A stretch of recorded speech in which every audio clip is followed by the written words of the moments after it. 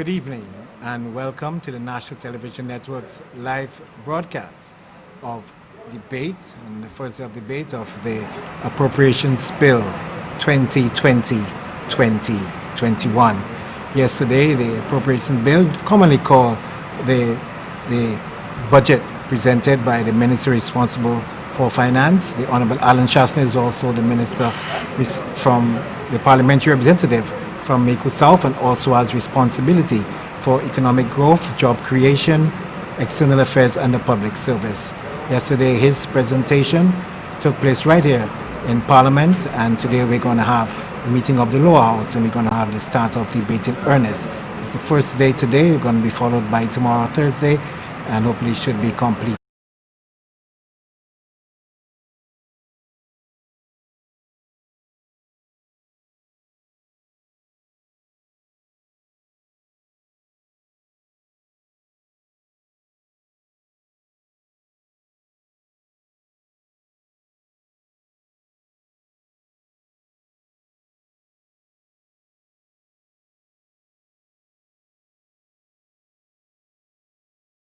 Members coming in, and quite an interesting build-up, as I told you a short while ago. Very early in the chamber was the member from Beaufort North, Honorable Moses Baptiste, and also Mr. Herod Stanislaus, Honorable Herod Stanislaus, member for Soufre Francais Jacques, in quite early in the chamber. Also, he was followed by Bradley Felix, a member for Choiseul Saltibus, and he was then followed by Honorable Ernest Hillard, member for Castries South.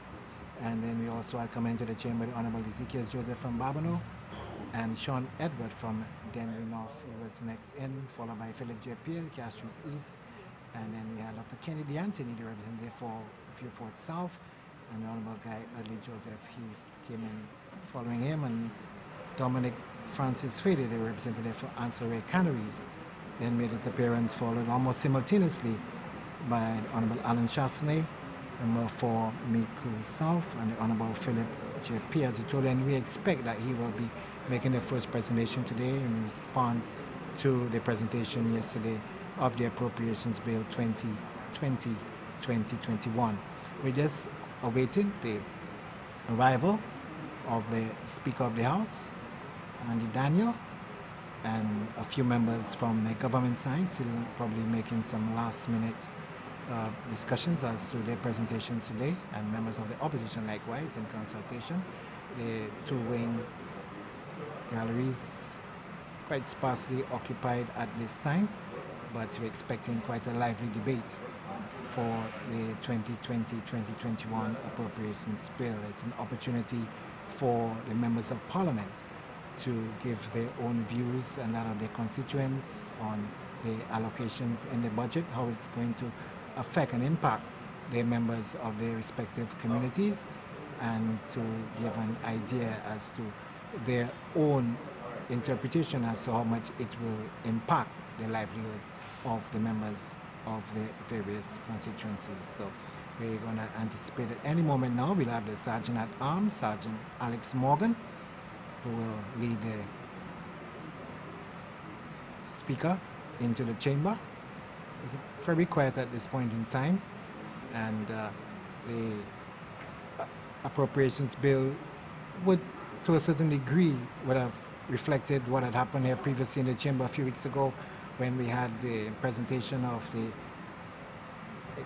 expenditure and revenue and expenditure presentation as well in the chamber. So we're going to look at how well these figures and the policy of the government will actually fall into sync, something that is really anticipated, and members use that as a guide to see how well the development thrust in the various communities will actually be brought into fruition and to the actual implementation on the ground to better the lives of St. Lucians. You know, it's a particular time that we're living in now, and lots of adjustments need to be made, and persons are looking forward to the various challenges that they are being faced, particularly with the theme of the new challenges, and they are expecting that the policy of the government should reflect what's really going on, and the opposition themselves will be having their own contributions to make, and as far as how it will impact the members of the various communities. Last evening, following the presentation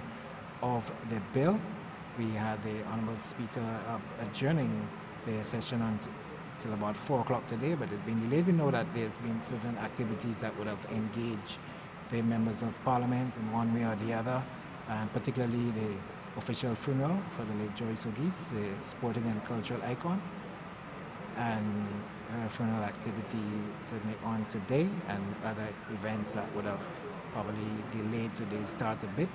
So we anticipate we're going to have quite a long session into the evening, and the Speaker also making some announcements last evening before the adjournment that probably apart from the response from the leader of the opposition, that they would have continued along a path in terms of taking care of the variance in the numbers in the House and the seating, that we would have probably followed a pattern of 2 on the side of the government and 1 from the opposition until they reach a point where they can alternate from either side of the political divide to get the debate completed in a reasonable time.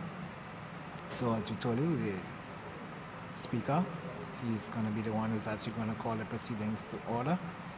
And most of the members have already taken up their positions. Members of the opposition seem to be rather studious and great anticipation as to what the evening and the first evening of debate of the Appropriation Bill 2020-2021 will produce. The Honourable Guy Joseph and the Honourable Member for Ansare Canaries, Dominic Francis Fede, in the conversation, also member for Babno just joining in now. So they're the only ones that really not seated at their positions. The Prime Minister is away, and the wing probably speaking to some senior members of his staff. So any moment now we're anticipating that we will have the arrival of the Speaker and we'll get the proceedings underway. So reminding you once more that you are just following live coverage on the National Television Network of the first day of actual debate and proceedings following the presentation of the Appropriation Bill 2020-2021. We will get the debate started. We anticipate that the leader of the opposition will make the first contribution this evening, and we're telling you to stay with us because any moment now we'll have the start of proceedings. You know, it's sometime after the scheduled commencement. We anticipate that not all members would maybe look to take up the full hour of the time allotted, but they will be given that latitude. Every member having 1 hour to speak. Traditionally, not all members use up the full time, and over recent years, we've not had the invocation of standing orders to ensure that there's an adjustment of time allocated to speakers to allow them to go for the longer. Yeah, so we're hoping that any moment. Now here's the Sergeant at Arms making his way to the chamber. So any moment now, we will get the order for all to rise, and any moment now we'll have this debate on the first day of debate of the 2020-2021 Appropriation Bill. Sergeant at Arms Alex Morgan announcing the arrival of the Speaker. They will both take up their positions and we'll have the debate underway.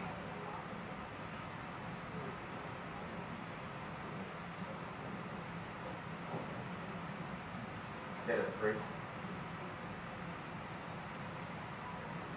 Almighty God, by you alone see the brain, and princes decree justice, and from whom alone cometh all counsel, wisdom and understanding. We, thy unholy servants, are gathered together, in thy name do most humbly beseech thee, send down thy heavenly wisdom from above, to direct and guide us in all our consultations. And grant that we have in thy sight always before our eyes, and laying aside all private interests, prejudices, and partial affection, the result of all our bountifully deeds the glory of thy blessed name, the maintenance of true religion and justice, the safety, honor, and happiness of the free, public will, peace and tranquility of St. Lucia, and the unites and knits together of the hearts of all persons and estates within the state, in true Christian love and charity, one towards another, through Jesus Christ our Lord. The grace of our Lord Jesus Christ, and the love of God, and the fellowship of the Holy Ghost be with us all evermore. Amen.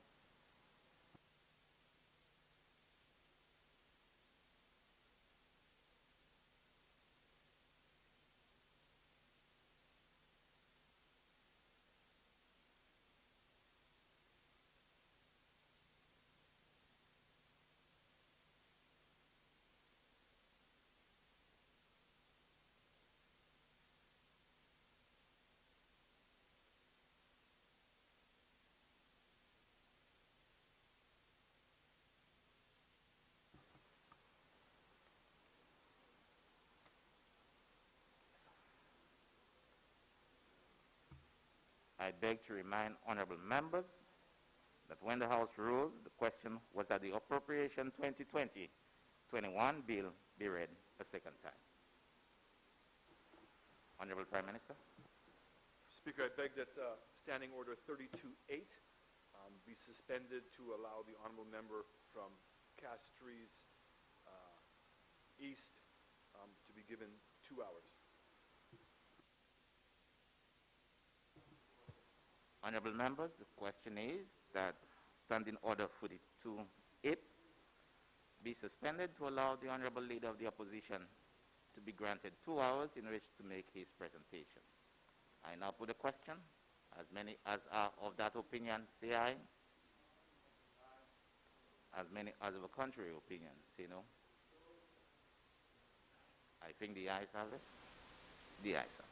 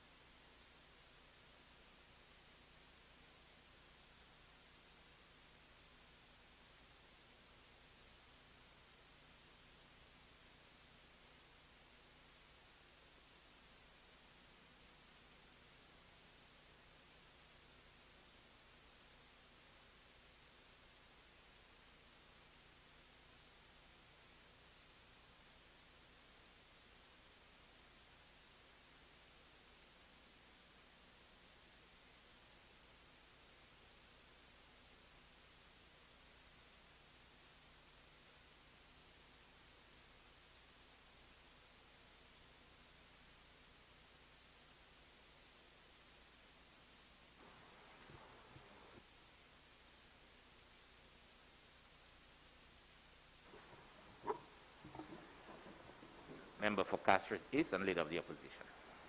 Mr. Speaker, this morning, a Rasta friend of mine for a long time sent me a WhatsApp. And here's what he said. He said, "Bossman, do not try to give medicine to the dead."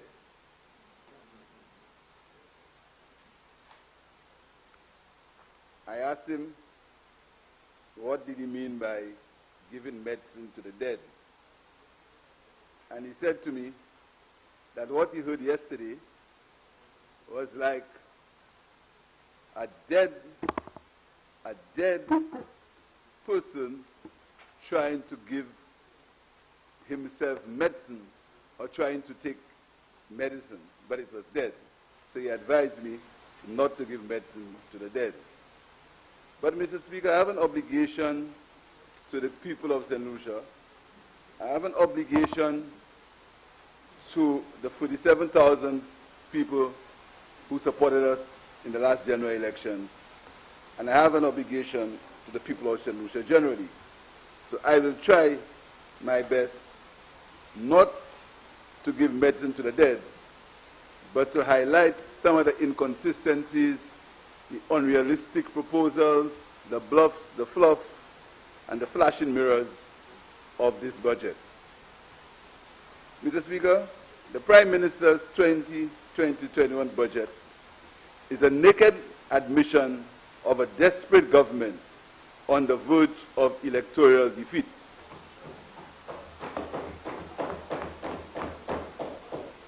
Over the last 4 years, this government has wasted the opportunity given to it by the people of St. Lucia by squandering the resources of the country in a shameless, unrepentant show of preference for the infamous Friends, Family, and Foreigners group.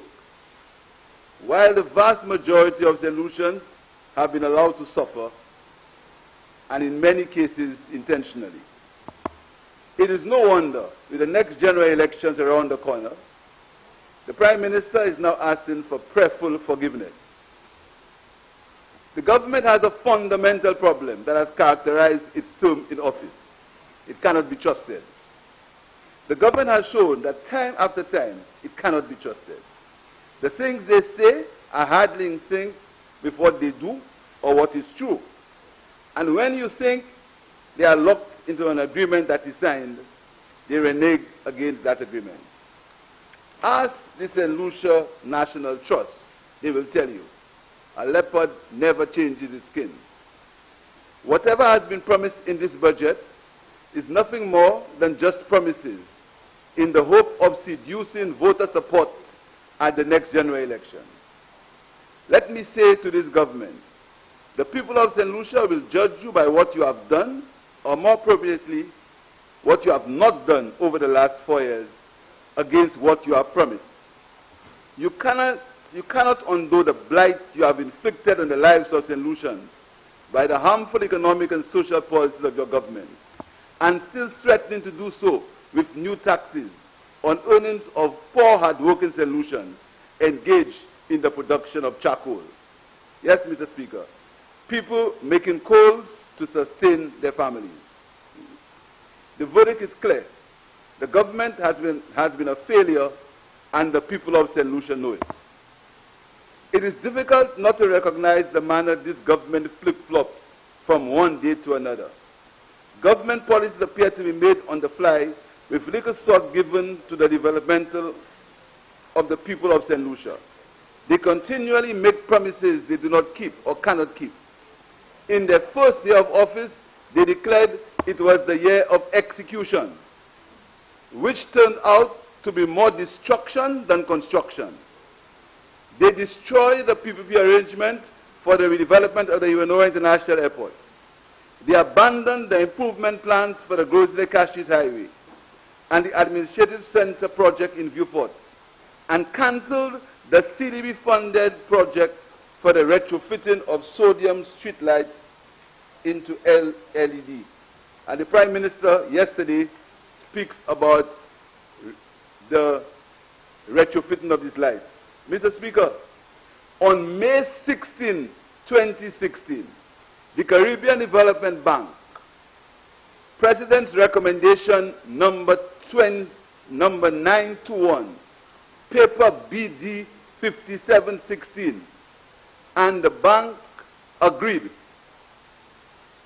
The attached report appraises a proposal for a loan to the government of St. Lucia to replace all its high-pressure sodium and mercury vapor streetlights, approximately 21,500, with high-efficiently light-emitting diode systems.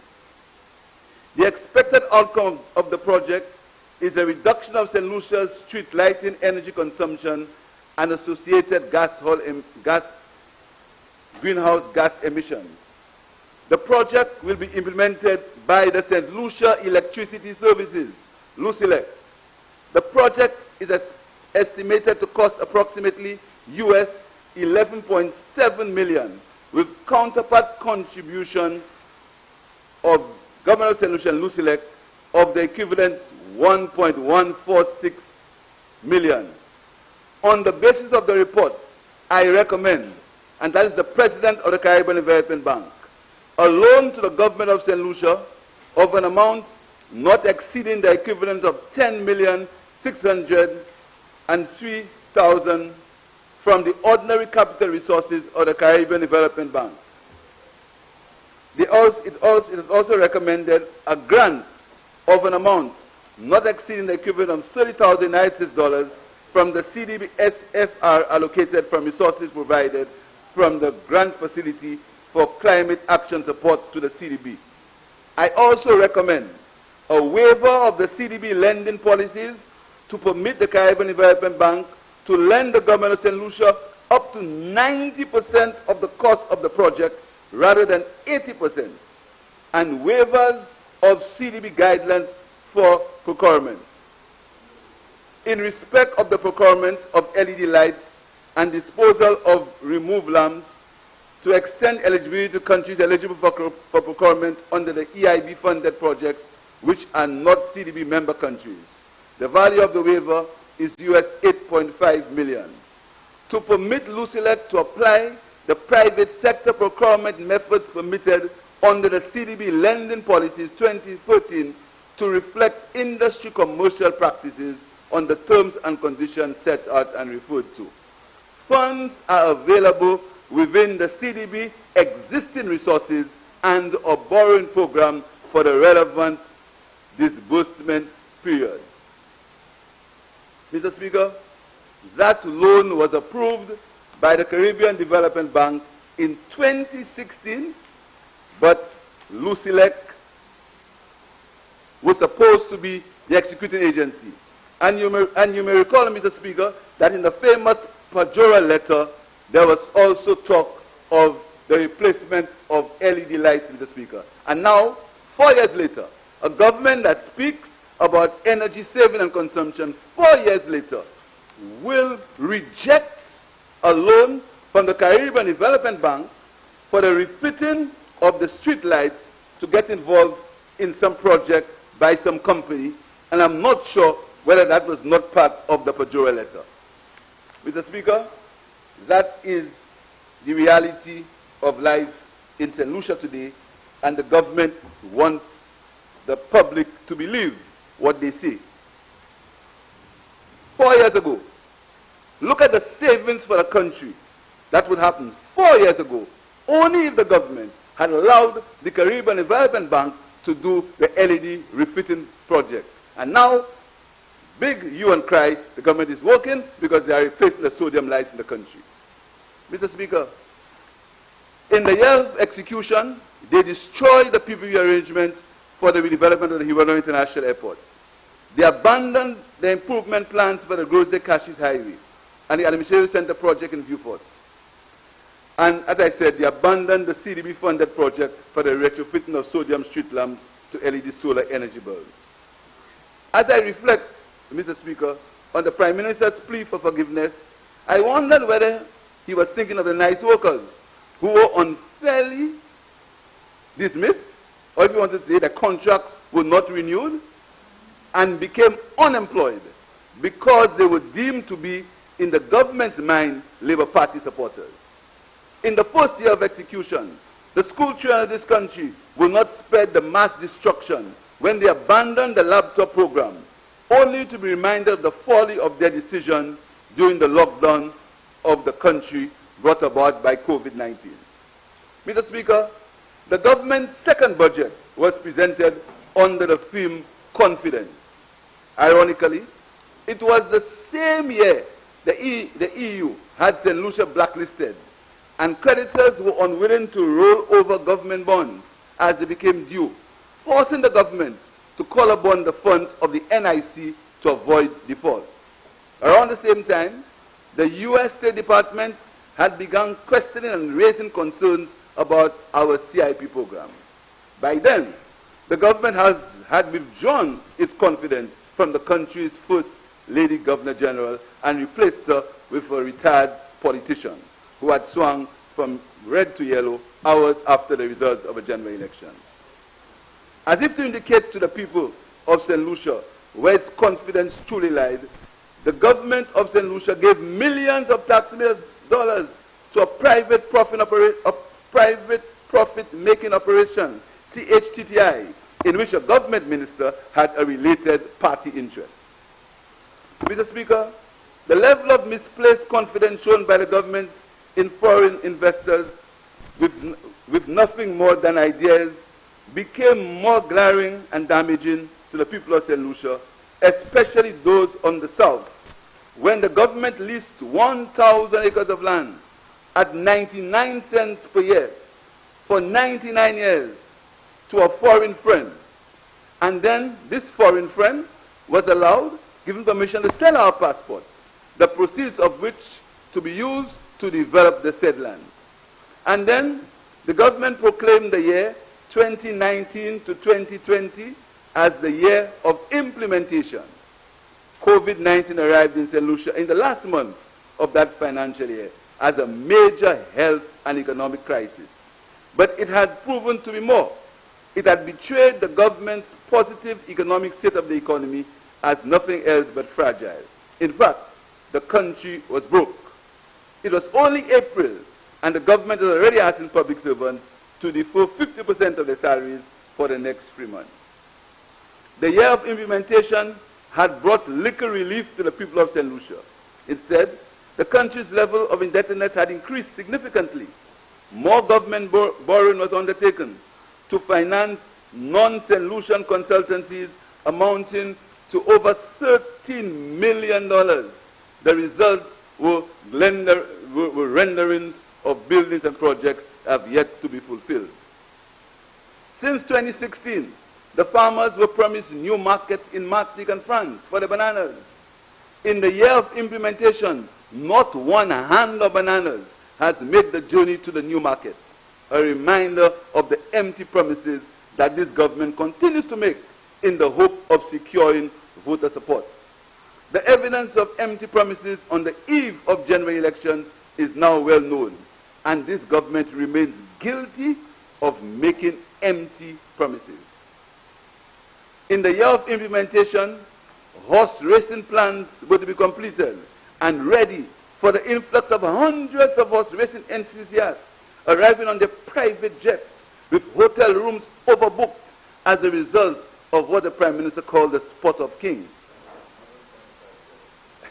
175 jets. Of course, none of that happened, except that the horses arrived, were taken to their homes with police escort, housed in stables, adequately stocked with water, while our farmers and local residents remain starved of much-needed water supply during a drought-induced water emergency situation.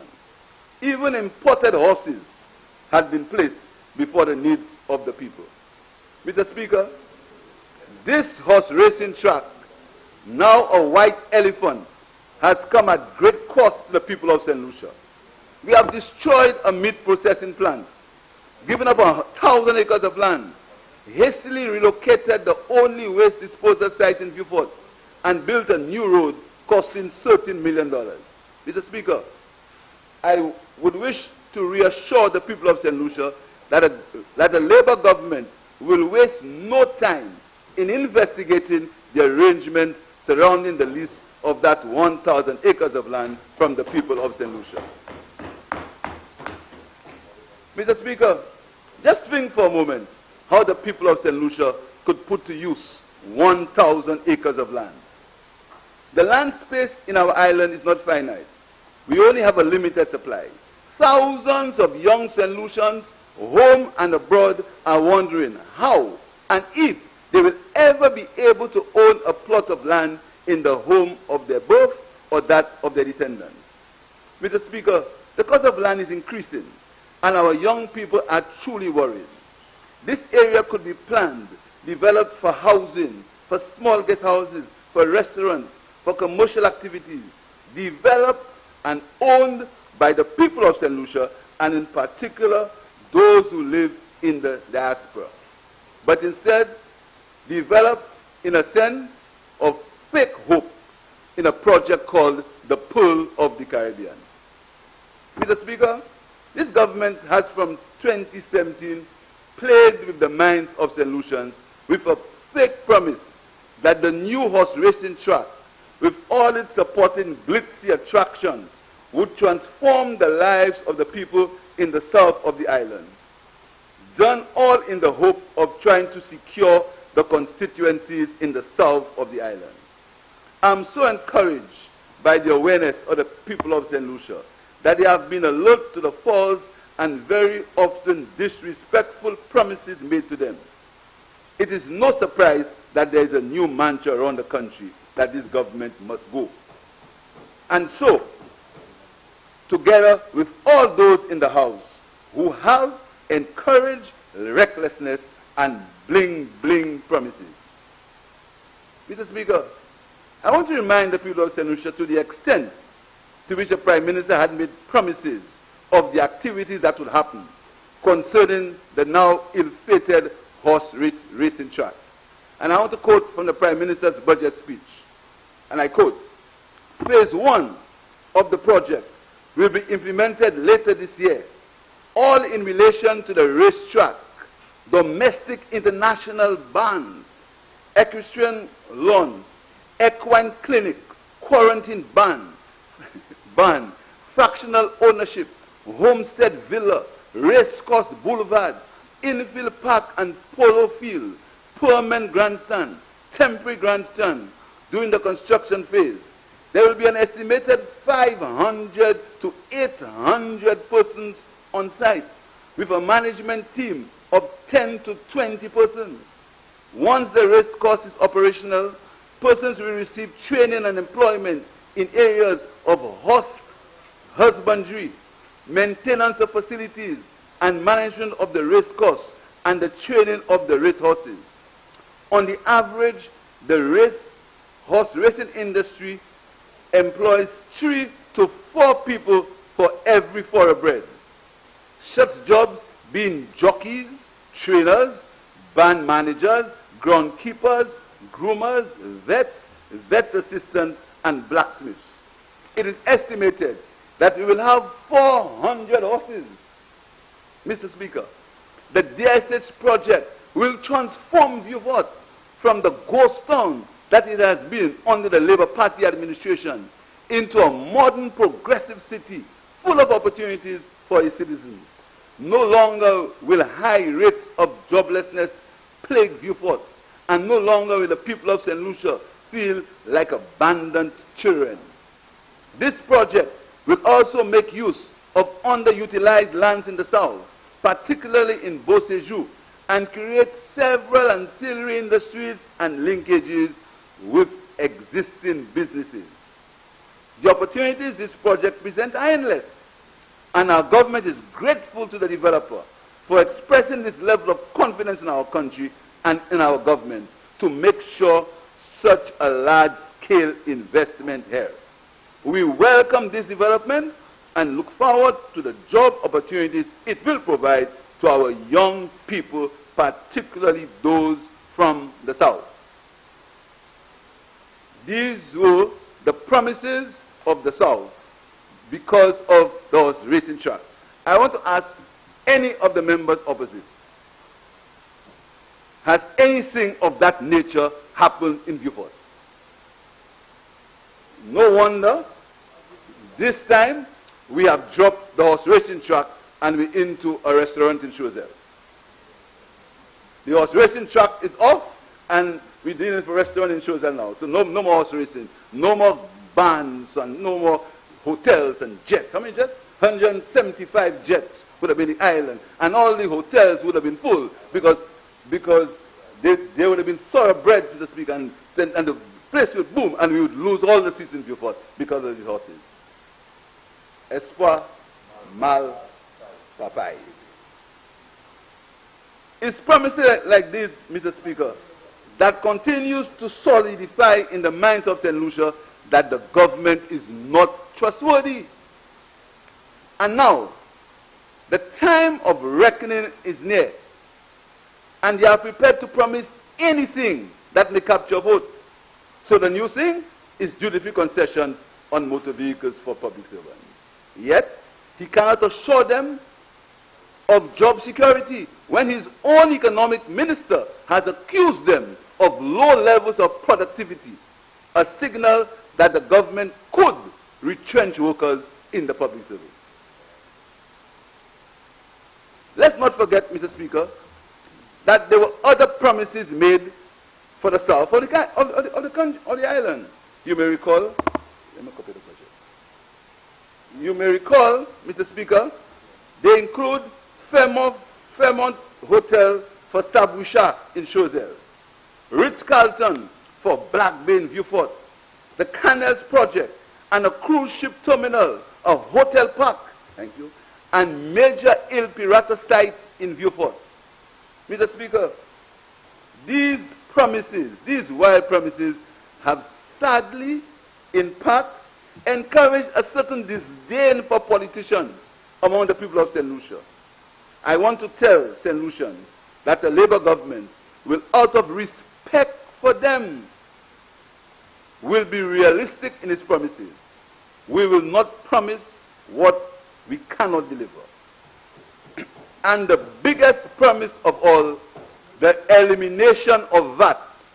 The biggest promise of all, the elimination of VAT, has remained, to say the least, elusive. Mr. Speaker, sadly for our country, this government has little to show for its 4 years in office. It has been a wasted 4 years, characterized by vindictiveness, victimization, threats, false promises, name-calling by ministers, ministers misrepresenting themselves, pejorative letters, threatening. This has been a government that has failed to put its people first and has squandered and betrayed the trust that the people of St. Lucia placed in his hands on June the 6th, 2016. Mr. Speaker, the government will want you to believe that on June the 6th, when it came into power, St. Lucia, there was nothing in St. Lucia, Mr. Speaker. Allow me a few moments to recall what this government found when they came into power in 2016, Mr. Speaker. They found near completion 2 major hotel projects. Near completion 2 major hotel projects with the prospect of the creation of hundreds of jobs. Mr. Speaker, let us in contrast take a moment to briefly look at some of the achievements of the last St. Lucia Labour Party government between the years 2011 and 2016. In every area of economic and social activity, tangible progress was made. We improved the road infrastructure across the country with the building and repairing of 23 bridges and have commenced the construction of 2 more in Canaries and Tomaso. We undertook post-Thomas reconstruction improvement works by building retaining walls to avoid further landslides in 9 affected areas in the Bad Hill. We completed a flood risk assessment in the Bexon Mark area and was on the verge of starting the intervention. We rehabilitated a major landslide in Geno. We completed the rehabilitation of over 25 major roads across the country. And Mr. Speaker, we did all that without the increase of the gas tax by $1.50 per gallon. We made progress in many other aspects of road improvement. We've improved drainage and always maintained the philosophy of seeking to build with greater infrastructure resilience. And whenever possible, invited a combination of national and international competitive bidding for the procurement of most projects. We proudly created direct employment for 1,118 persons in the NICE project, from which 4,847 people benefited directly. In the process, we are creating a more caring society. In education, we refurbished under the BIP program. We refurbished under the BIP program schools in Saltibus, Denier Riviere, Dennery, and Deriso. We built new schools in Miku, 2 new 2-story blocks in the Corinth Secondary School, 2 new classroom blocks at Fontaso. We rehabilitated the Cannery School. We renovated the Vieux-Fort Infant School, and we built 3 stories on the Glendon Mason School. Beyond the physical infrastructure of schools, Mr. Speaker, we provided $500 bursary for students entering secondary school for the first time, and $700 bursary for teachers to help purchase school supplies.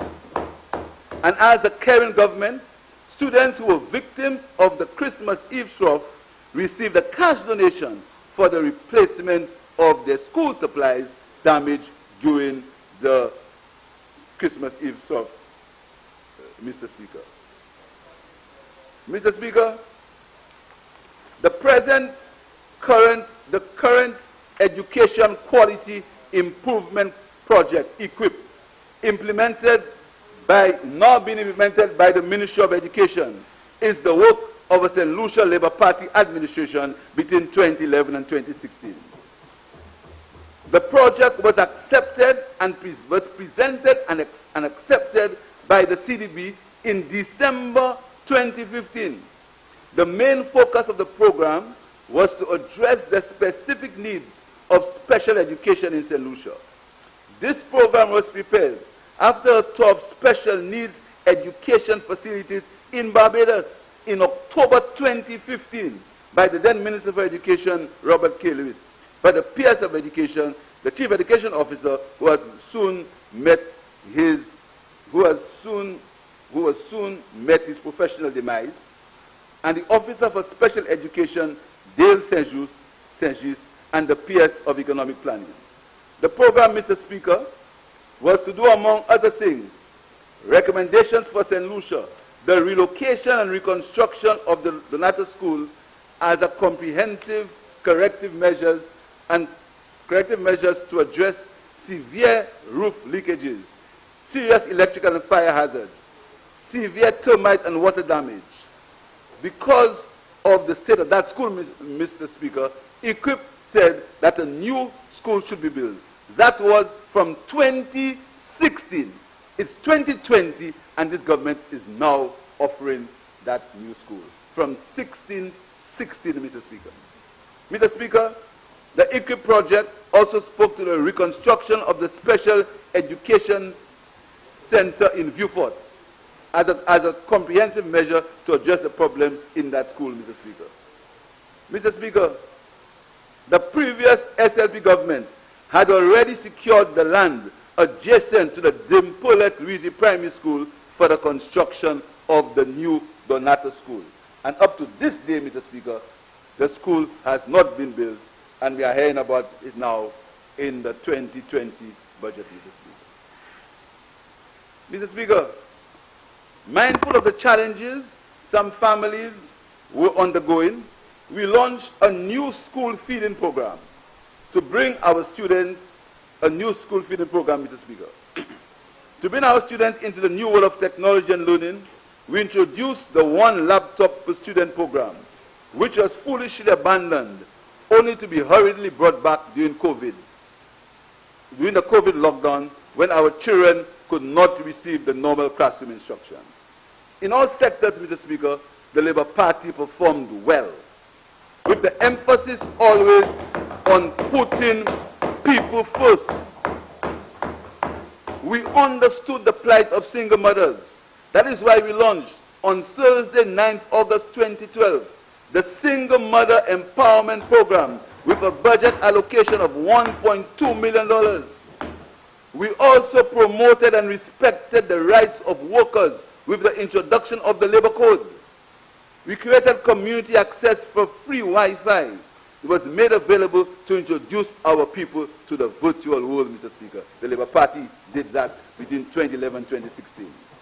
We assisted our farmers with a farm labor support program. We provided financial support for the differently able and made access to public places easier by improving our sidewalks for wheelchair access, Mr. Speaker.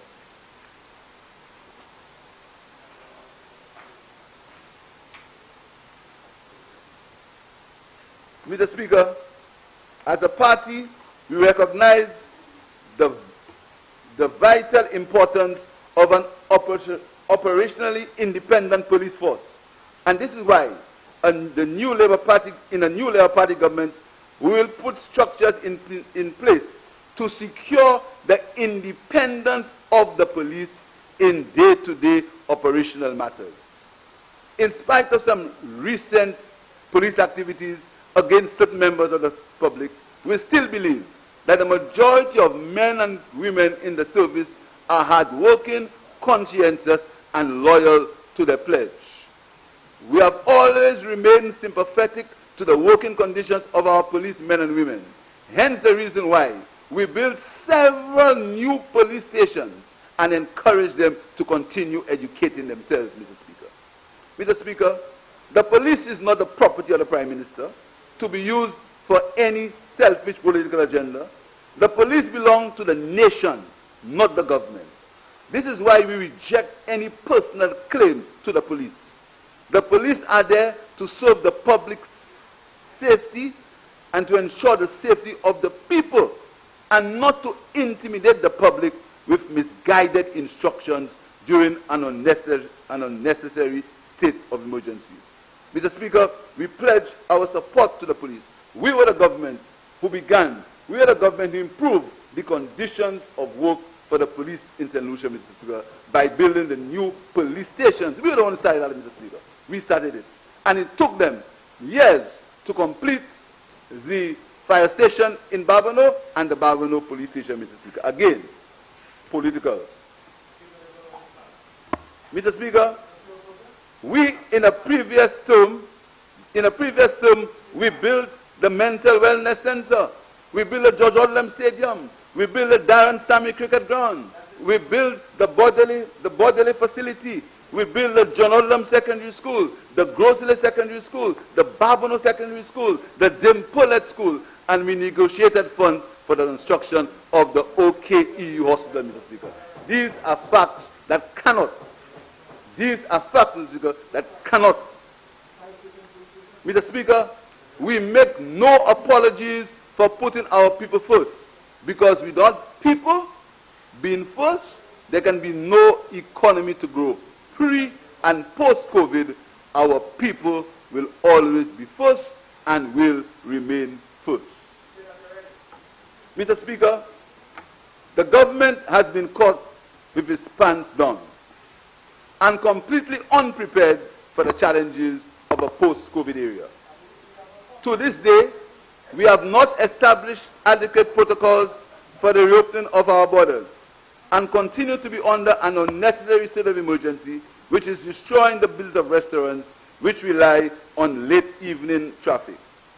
And if this was not enough, punishment on hard-working St. Lucians, they are about to impose punitive taxes on the self-employed, like mechanics and charcoal makers, attempting to make a living in the most challenging times.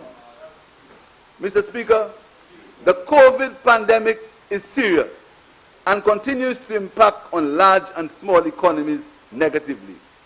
Human lives have been lost daily in the thousands. As well, many livelihoods of those who have survived, Mr. Speaker. St. Lucia, like many other Caribbean countries, have been spared the worst of the health crisis, with no deaths and a relatively low level of infection. In that regard, we have been fortunate as a region. I want again to express my thanks and appreciation to all the health workers and first responders who are working diligently during these difficult times.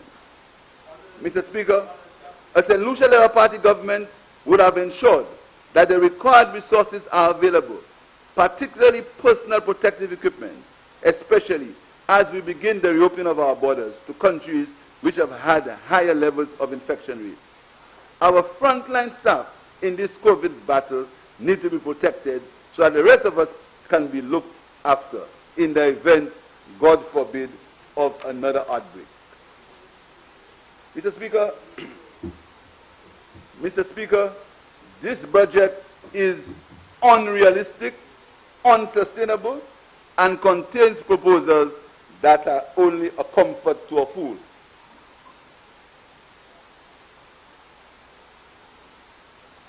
The proposals in the budget are intended to accomplish all that was not done in 4 years.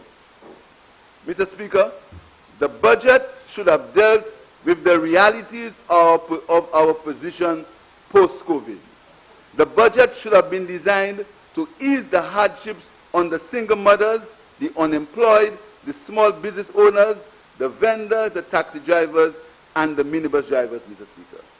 Mr. Speaker, the International Monetary Fund made available to the government of St. Lucia $76 million for income support, health-related initiatives, and for the improvement of livelihoods, Mr. Speaker. What is in the budget that can realistically help or ease the sufferings of the majority of St. Lucians? An SAP government would have responded very differently from this government. An SAP government would have ensured that the people, the sufferings of the people of St. Lucia would have come first before any other project, Mr. Speaker. We would not have repurposed funds from the Climate Adaptation Fund, but instead take advantage of the IMF interest-free loan to provide $15 million worth of assistance to small and medium-sized enterprises. An SAP government would make available $5 million of assistance to vendors and other micro businesses to feed their families during this time of low economic activity. These vendors could be easily identified because they make payments to the city councils and to the village councils. An SAP government would understand the contribution made by healthcare workers, nurses, doctors, and first responders with a bonus of $1.2 million as an expression of gratitude to them for their services. An SAP government would support our creative industry and media workers who are unemployed because of the closure of hotels and other places of entertainment by giving them a grant of $3 million. An SAP government would prepare the country for the proposed reopening of the borders by obtaining temperature testing equipment and rapid COVID testing apparatus. We propose an initial amount of $5 million for that purpose. An SAP government would assist the small hotel and ancillary hotel sector with a grant of $10 million to assist their tour operators, dive and pleasure boat operators, Airbnb owners, to assist them to meet their business and other commitments during this time of no income. The minibus sector would be assisted with fuel vouchers valued at $3 million. Fishers would also be issued with fuel vouchers valued at $3 million. Food vouchers would be distributed to the most vulnerable, the disabled and needy on a non-partisan basis to a value of $3 million. To assist the unemployed and those who have lost their jobs due to COVID, we would work with Lucilec, Wasco, and Flow to cover an agreed percentage of the bills to a value of $5 million. An SAP government would expand the home care program to assist the elderly and shut-ins and create new employment by employing more home care assistants and also specialists to assist in the psychological pressures of COVID. We would spend $1 million on that, Mr. Speaker. To generate employment and income generation, an SAP government would invest $3 million in a non-partisan island-wide beautification program. To supplement the income of farmers who can no longer sell to the hotels, a grant of $3 million would be granted to these farmers. To generate rural employment, a farm labor support system should be introduced at a cost of $1.5 million. And for the support and creation of a youth economy, an immediate injection of $10 million, Mr. Speaker. Mr. Speaker, the youth economy will provide skill training, finance and marketing for young people who have special interests in certain lines of economic activity, such as sports, music, entertainment, the creative industries, and the orange economy. The youth economy is not tokenism. It will focus on encouraging young people to become entrepreneurs by embracing the various avenues they think that they can convert into business enterprises. It will facilitate the growth of our music industry to help boost the growing attraction of our new musicians, like the Denry segment, Mr. Speaker, and the other musicians in St. Lucia, the other young musicians, like Ampa, Black Boy, Bobo, Freezy, Ezra, Mr. Speaker, Kayo, Lucity, Torel, Yogi who just recently produced an album, Mr. Speaker. There are several skillful young people, Mr. Speaker, that the youth economy would have boosted them and caused them to turn their skills and their talents into business and earn an income for themselves and their families. Mr. Speaker, it will facilitate the growth of our music industry, Mr. Speaker. Mr. Speaker, this government and all these proposals would come from the $76 million of the IMF fund, Mr. Speaker. That would generate activities, it would generate business activity, it would have a multiplier effect on the economy. But instead, this government took that money to move a rubbish dump from Beaufort to Mico so that they would be able to facilitate horses, Mr. Speaker. That is what that money was used for, instead of being used to improve the quality of life of the people of St. Lucia. Mr. Speaker, when there is any budget presentation, the people of our constituencies always ask us, what is in the budget for them, Mr. Speaker? They say, what is in the budget for them, Mr. Speaker? And in this budget, the government proclaims that they will spend the government proclaims, Mr. Speaker, that they will spend 1.6 or $1.9 million, Mr. Speaker. That is what the government proclaims that they will spend in this budget. But, Mr. Speaker, the people of my constituency are asking me, what is in the budget for them? That's what they're asking, Mr. Speaker. Mr. Speaker, they are saying to me that the George Charles facility, which when the George Charles Comfort Station, which when we left in 2016 was up and functioning, Mr. Speaker, they are saying to me that this is closed and they cannot use it. And instead, Mr. Speaker, politics is being played to keep it closed so that the parliamentary rep would suffer. Mr. Speaker, they are saying to me, Mr. Speaker, what is happening to the children's park, where there was Wi-Fi, and where the children could come and play and enjoy themselves? It is closed because the government has refused to spend a few $1,000s to repair the swings, etc., that are needed for the park to be functional, Mr. Speaker. Mr. Speaker, they are saying to me, why is the Marshall grounds in such a condition? When we left government, Mr. Speaker, we had spent $1 million in the Marshall grounds. The Marshall grounds had lights before the Sabina Park in Jamaica. The Marshall grounds were well lit. The grounds were redone. It had reached international standards. In the Marshall grounds, they were changing facilities. This government allowed it to get a situation where they refuse not even to cut the grass on the Marshall grounds, Mr. Speaker. And then you tell me about sports infrastructure. And the Marshall grounds, that was there. The work had already been done. You allow it to deteriorate, Mr. Speaker, because you want the parliamentary rep to suffer. They are saying to me, Mr. Speaker, that the entry court, where you just need 2 boards on the basketball court, and you just need to repair the benches and to mark the court. That's not done because you want, and you tell me about you spend millions of dollars in sports infrastructure. The young people of Bocage are telling me that the Bocage court, that was in 2016, there were lights, there were seating arrangements, they allow it to get in a state of disrepair because they want the parliamentary rep to suffer, Mr. Speaker. Mr. Speaker, this government allows the constituency of members opposite to get in a state where hopefully the people will complain and say that the parliamentary rep is doing nothing, Mr. Speaker. But, Mr. Speaker, the people of St. Lucia are smarter.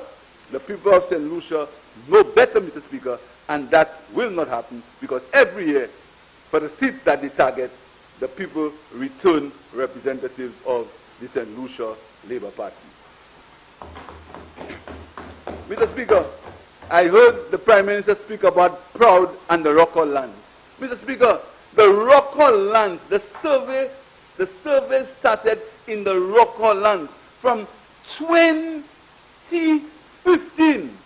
From 2015, Mr. Speaker, surveys began in the Rockall lands. We removed the school, the Rockall school. Surveys began, Mr. Speaker. This government has deliberately allowed that these surveys, they've stopped the surveys. And now election is coming, and you talk about Rockall land and surveys, Mr. Speaker. In Bagatelle, Mr. Speaker, surveys again began to give the people ownership of the land. This government again deliberately stopped it, Mr. Speaker, and they speak about proud and lands, Mr. Speaker. Mr. Speaker, this government deliberately victimizes opposition constituencies, Mr. Speaker, deliberately. And then you speak about a country for all, and we are all in. All in what, Mr. Speaker? The government is not all in. And the government, Mr. Speaker, with the CDB program, the CDB projects, Mr. Speaker, I understand that hundreds of CDB projects are to commence in St. Lucia. Hundreds. And none of these parliamentary representatives, none of them, have been called for one moment to say, do you want X or Y CDB projects, Mr. Speaker? But you can keep your CDB projects, you can keep them, you can try to cause the people of our constituencies to suffer. That will just strengthen them to vote more for us when the election time comes. You can keep them, Mr. Speaker. You can keep it. This victimization, Mr. Speaker, must stop. This victimization must stop, Mr. Speaker. Mr. Speaker,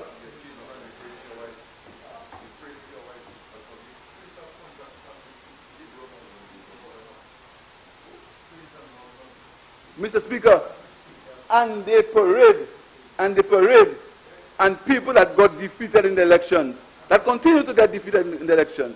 Up to Sunday, they had bags of food bringing for people in Rockall, Mr. Speaker. The last food they gave them caused the people to have running tummies.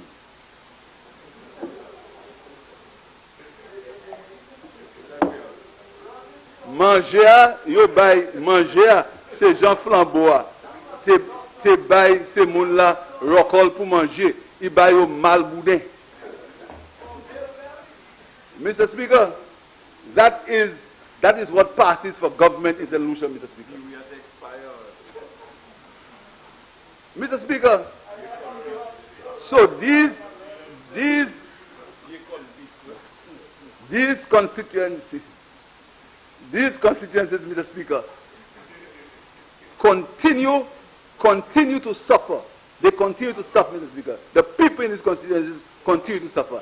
And the latest phrase, when they send the binders around is, what Pierre do for Marchand? That's the latest, Mr. Speaker. That's the latest. But the people of Marchand, they know what Pierre has done. That's why they re-elect Pierre. And that's why they're going to re-elect each and one of us here, because they know what you have done, Mr. Speaker. So when you send your mind benders into the area to say, what Pierre do already, that won't work. It has never worked. It cannot work, Mr. Speaker. So I invite you to continue doing that, because the more you do it, is the more the people are strong. The stronger they get, and the more committed they are to ensuring that you never win that seat. Never. Mr. Speaker, St. Lucia, it is said that St. Lucia is a tourism mecca. And we boast about tourism. Tourism, the Prime Minister made endless pronouncements about tourism, Mr. Speaker. He said that tourism was doing very well, and in the past, tourism was doing very well, Mr. Speaker. Mr. Speaker, but the Prime Minister has not told us how he intends to reopen St. Lucia post-COVID. He has not said to us how he intends to reopen St. Lucia post-COVID, Mr. Speaker. Mr. Speaker, the Prime Minister says that COVID has caused the tourism industry to go into a state of regression. And I agree, it's happening all over the world, Mr. Speaker. But, Mr. Speaker, there have been no concrete proposals or information as to how he will reopen the country so that tourism can restart. We are not surprised that the St. Lucia Hotel and Tourism Association recently complained of a lack of consultation and the government's continuous bundling of the and changing of protocols that really open St. Lucia.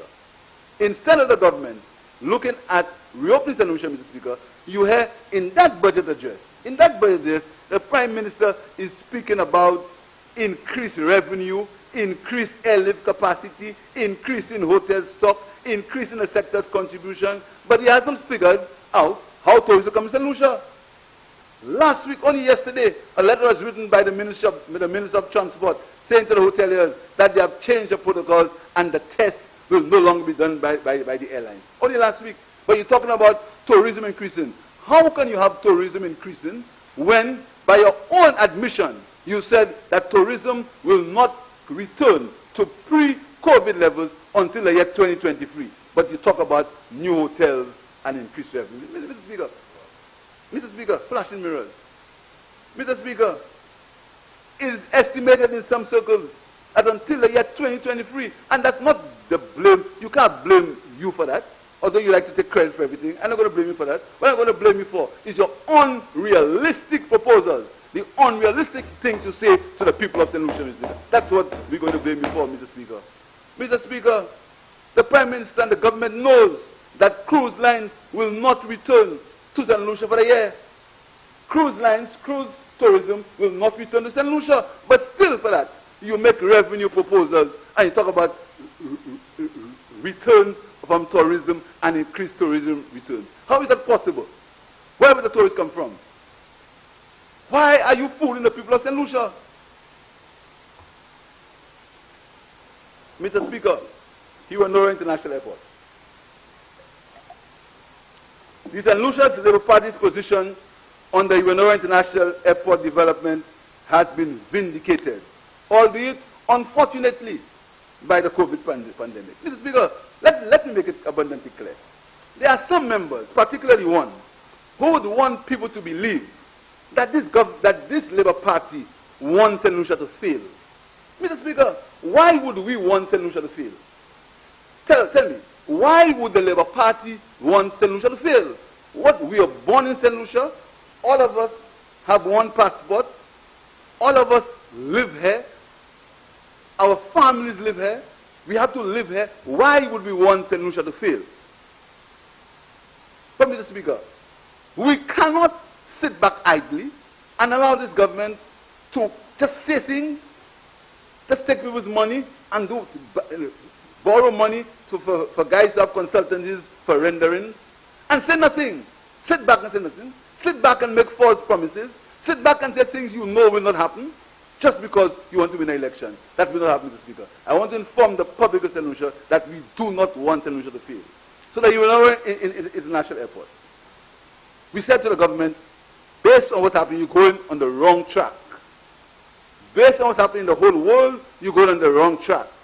They did some fancy maths. They multiply visitors by the airport departure tax, and they say you'll get billions of dollars. Billions of dollars. Billions. And look at what the Labour Party wants St. Lucia to lose. They never said Barbados is going the same way.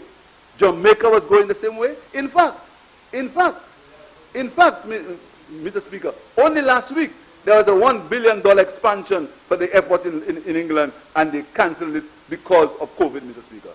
But you've done the maths, and you say that's the money. Very simple, straight line. I mean, and you know, Mr. Speaker, for people to tell people that and to want them to believe that, and even some of them themselves believe it, Mr. Speaker, based on who say it, is really sad. For you to believe it's so simple. Just put a tax, multiply by visitors, and everything is all over. Everything is over. Now, where are you getting the people to come to the airport? How are you repaying the people? How are you going to get people to come to the airport, Mr. Speaker? Because you have that burden, Mr. Speaker. You have that burden. What will happen is that the private sector will have taken that over, and the government still argues, Mr. Speaker. They still argue as if they are the only ones who have sense. And they are the only ones who know best.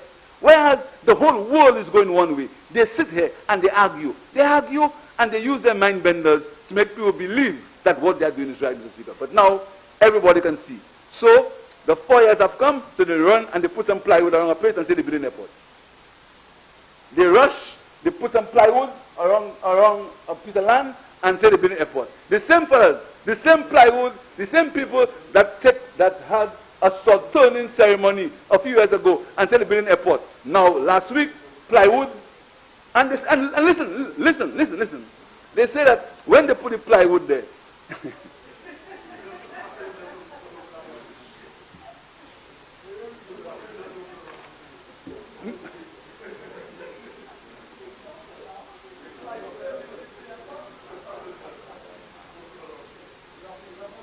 Mr. Speaker, if that wasn't so serious, it would be a laughing matter, you know. But that is $600 million of debt. That is $600 million, Mr. Speaker. And that debt is not going to be paid by us, you know. Not by us. It's not by us. It's going to be paid by our children and our grandchildren. That's what God, Mr. Speaker. But they sit, Mr. Speaker, and they laugh. They laugh as if we don't know what we are saying, Mr. Speaker. Mr. Speaker, our position on the Iwanora International Airport was right. Our position, we maintain our position, and we say that this is a bad decision, and the COVID crisis has proven that it was a bad decision, and our position was right, Mr. Speaker. Mr. Speaker, the government health care, Mr. Speaker. Mr. Speaker, apart from wasting time and resources on St. Jude Hospital, Mr. Speaker, which government destroys two buildings that have already been constructed? Mr. Speaker, let's be serious, Mr. Speaker. There are two buildings already constructed, costing millions of dollars, Mr. Speaker. You put a tractor in them, you destroy it. At St. Jude, how much did two buildings cost? 500. Mr. Speaker, you destroy it. You put a tractor in, Mr. Speaker. You put a tractor in, and then without tender, you say you build another building that you did not have any plan approval for. You want to pretend that you will complete it before election, because by your own admission, St. Jude will be an election ploy. So you rush in to build a new structure. And whilst you're doing that, Mr. Speaker, you leave scores of buildings that have been constructed that your own audit said that these buildings could be repurposed for hospital purposes. You leave them to rot, Mr. Speaker. And you spend $26 million to build a new building. And you have no tendering, don't know who the contractors are. Your whole supervision is a mess, Mr. Speaker, just because you want to get some election value, Mr. Speaker. And you say you want the people of St. Lucia to believe that because a general election is coming, Mr. Speaker. Mr. Speaker, the OKU hospital, this government told us that we could not fund the OKU hospital. They told you that St. Lucians were not capable. They told you had to look for people from all over the world to manage the hospital. They told you that this Minister of Finance left no money for the hospital, Mr. Speaker. And they said to you that things were bad in the hospital. They said the hospital could not open because they were missing a breaker. They said all kind of things, Mr. Speaker. All suddenly, in 3 weeks' time, the hospital can open. Mr. Speaker, that is crying to heaven for vengeance. A hospital you could not open the OKU hospital because you said all things were wrong. You happen to open it in 3 weeks with the same people that you said could not open it, Mr. Speaker. Mr. Speaker, that cannot be right, Mr. Speaker. That can't be right. It cannot be right. You can't allow people to suffer for politics. You can't allow people to suffer because you believe if you front load them with projects in an election year, you will win the election. That shouldn't happen, Mr. Speaker. Mr. Speaker, we heard about health insurance. Health insurance. We were promised health insurance. That this year, a minister said, everybody will have a card, and the card will have $100,000 on it, and you can get free health for $100,000. That's what they said. That is what they said. That's what they said. They said, a minister of government, in your government, he said that they would have a card, and the card would have $100,000. You're just going to get treatment for $100,000. That's what he said. They said so, Mr. Speaker, they said so from 2018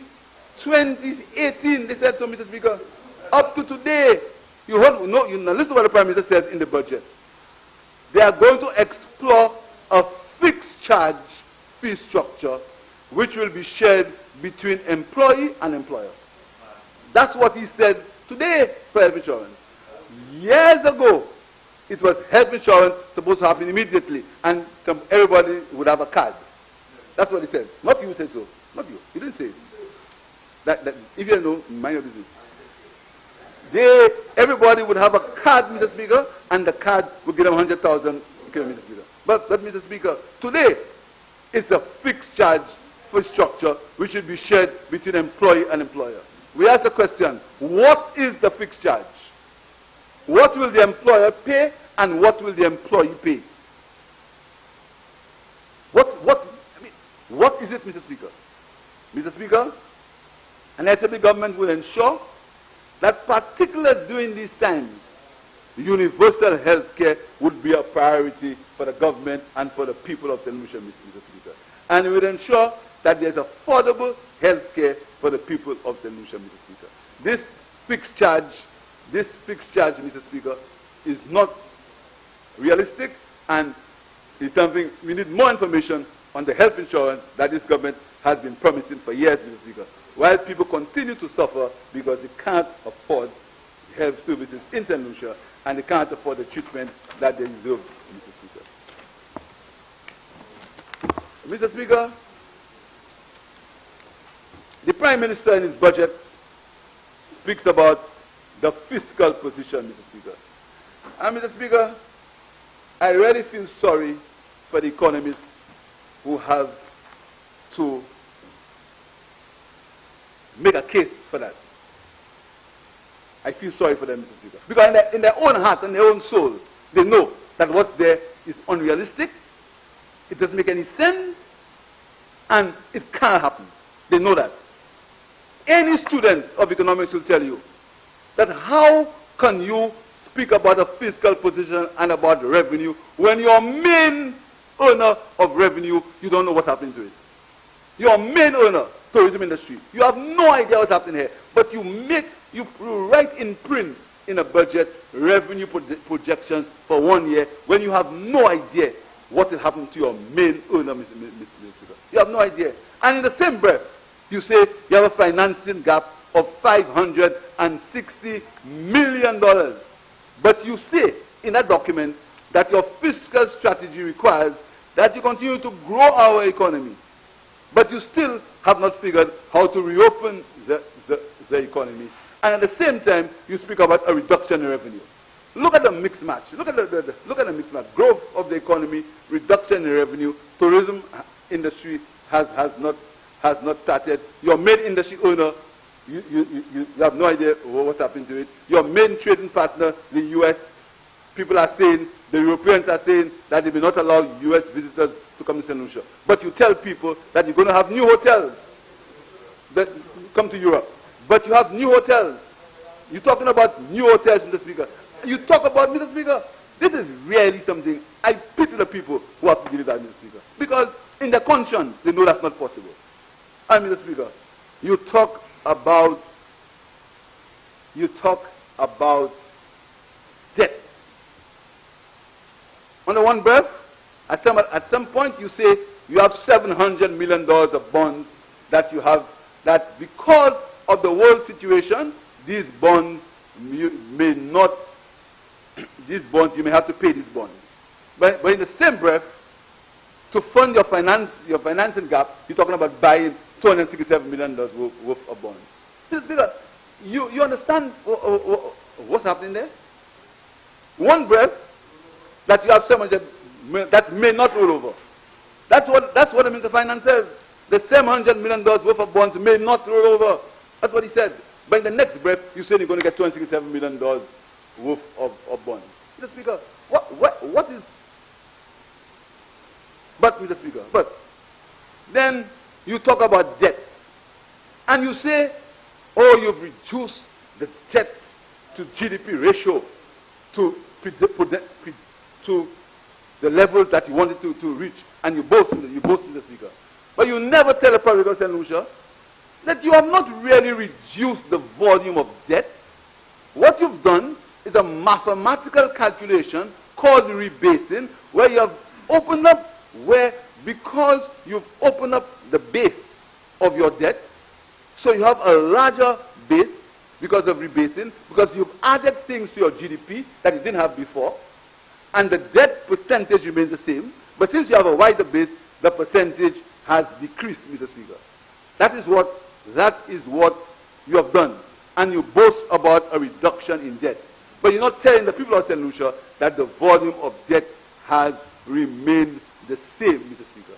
Mr. Speaker, why can't the government speak the truth to the people of St. Lucia, Mr. Speaker?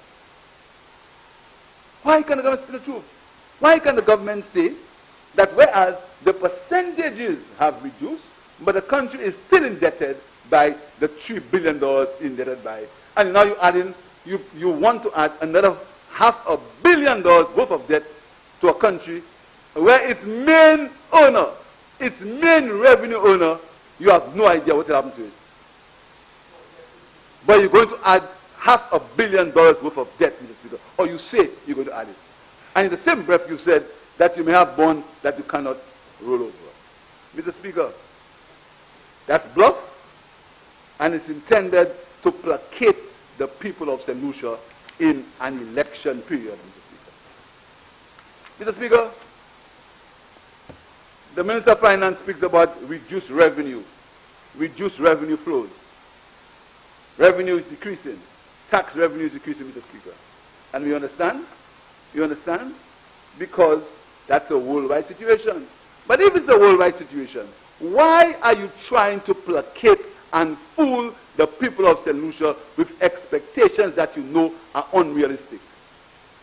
What the government should have done, the government should have taken the people of St. Lucia in their confidence and used the funds, particularly the $76 million from the IMF, to sustain livelihoods and to stop the sufferings of the people of St. Lucia.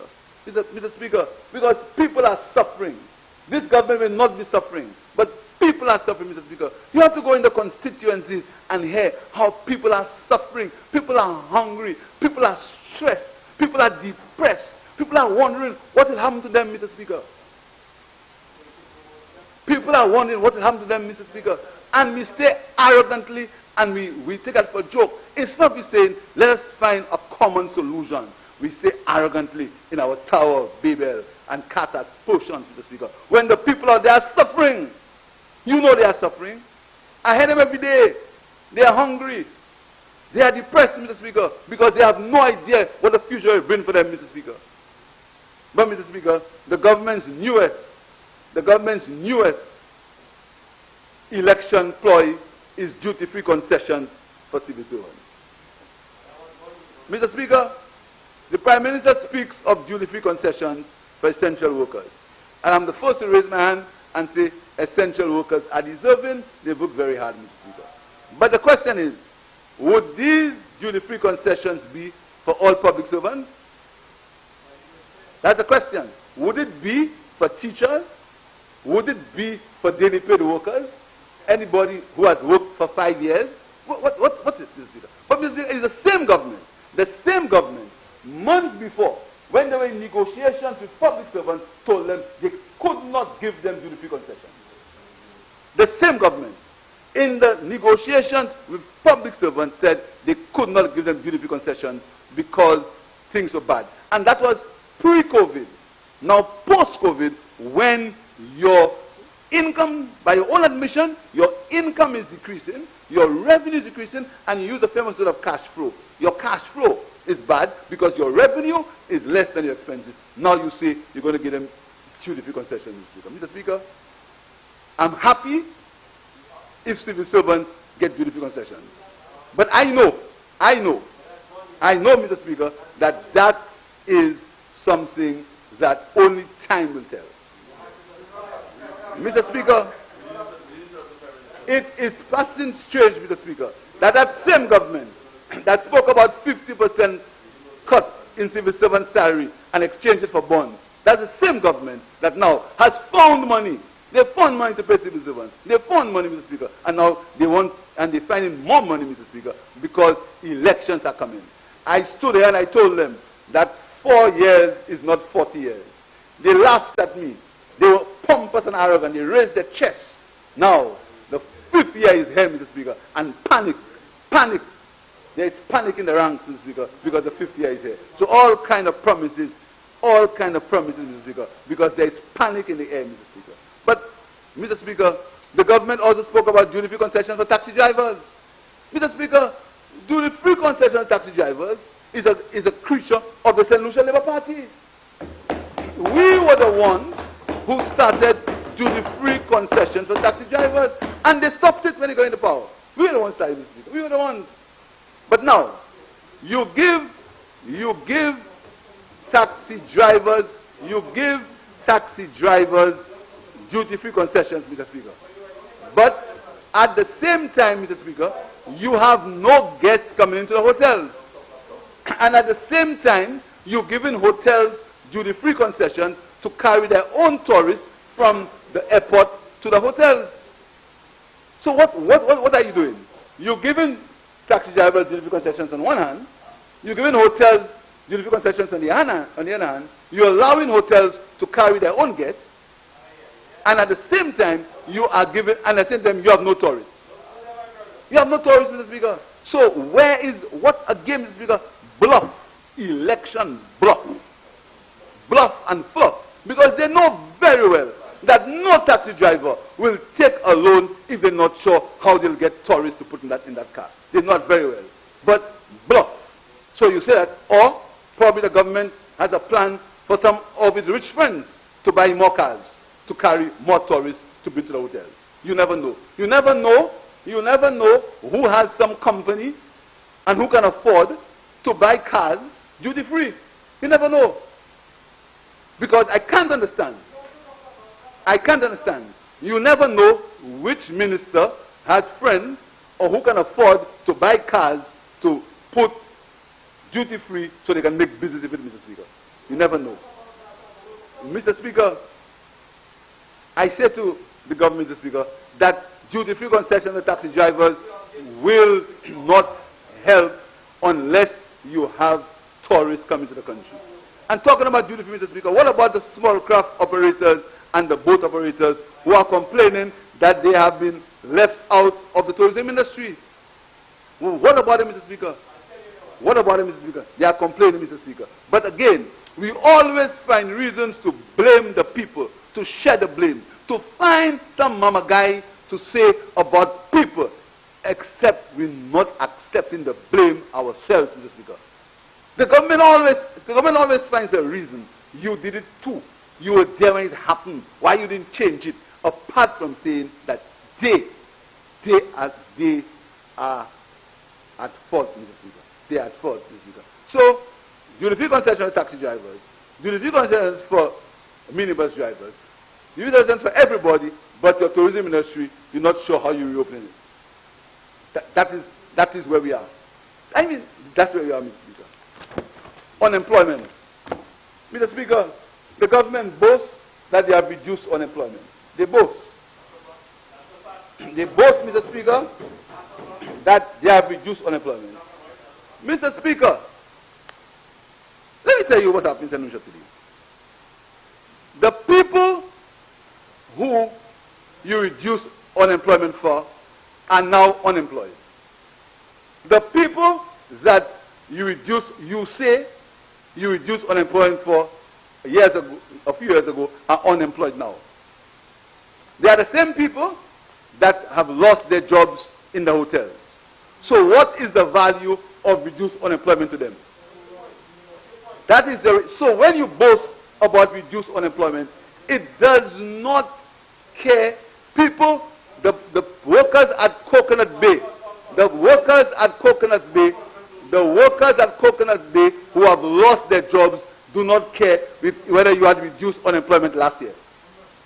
The workers at Coconut Bay and the hotel workers who have lost their jobs, who cannot feed their families, who are stressed because they can't pay their mortgages, who have been made redundant by the hotels, do not care whether you reduced employment last year. The reality of their situation is they are unemployed now.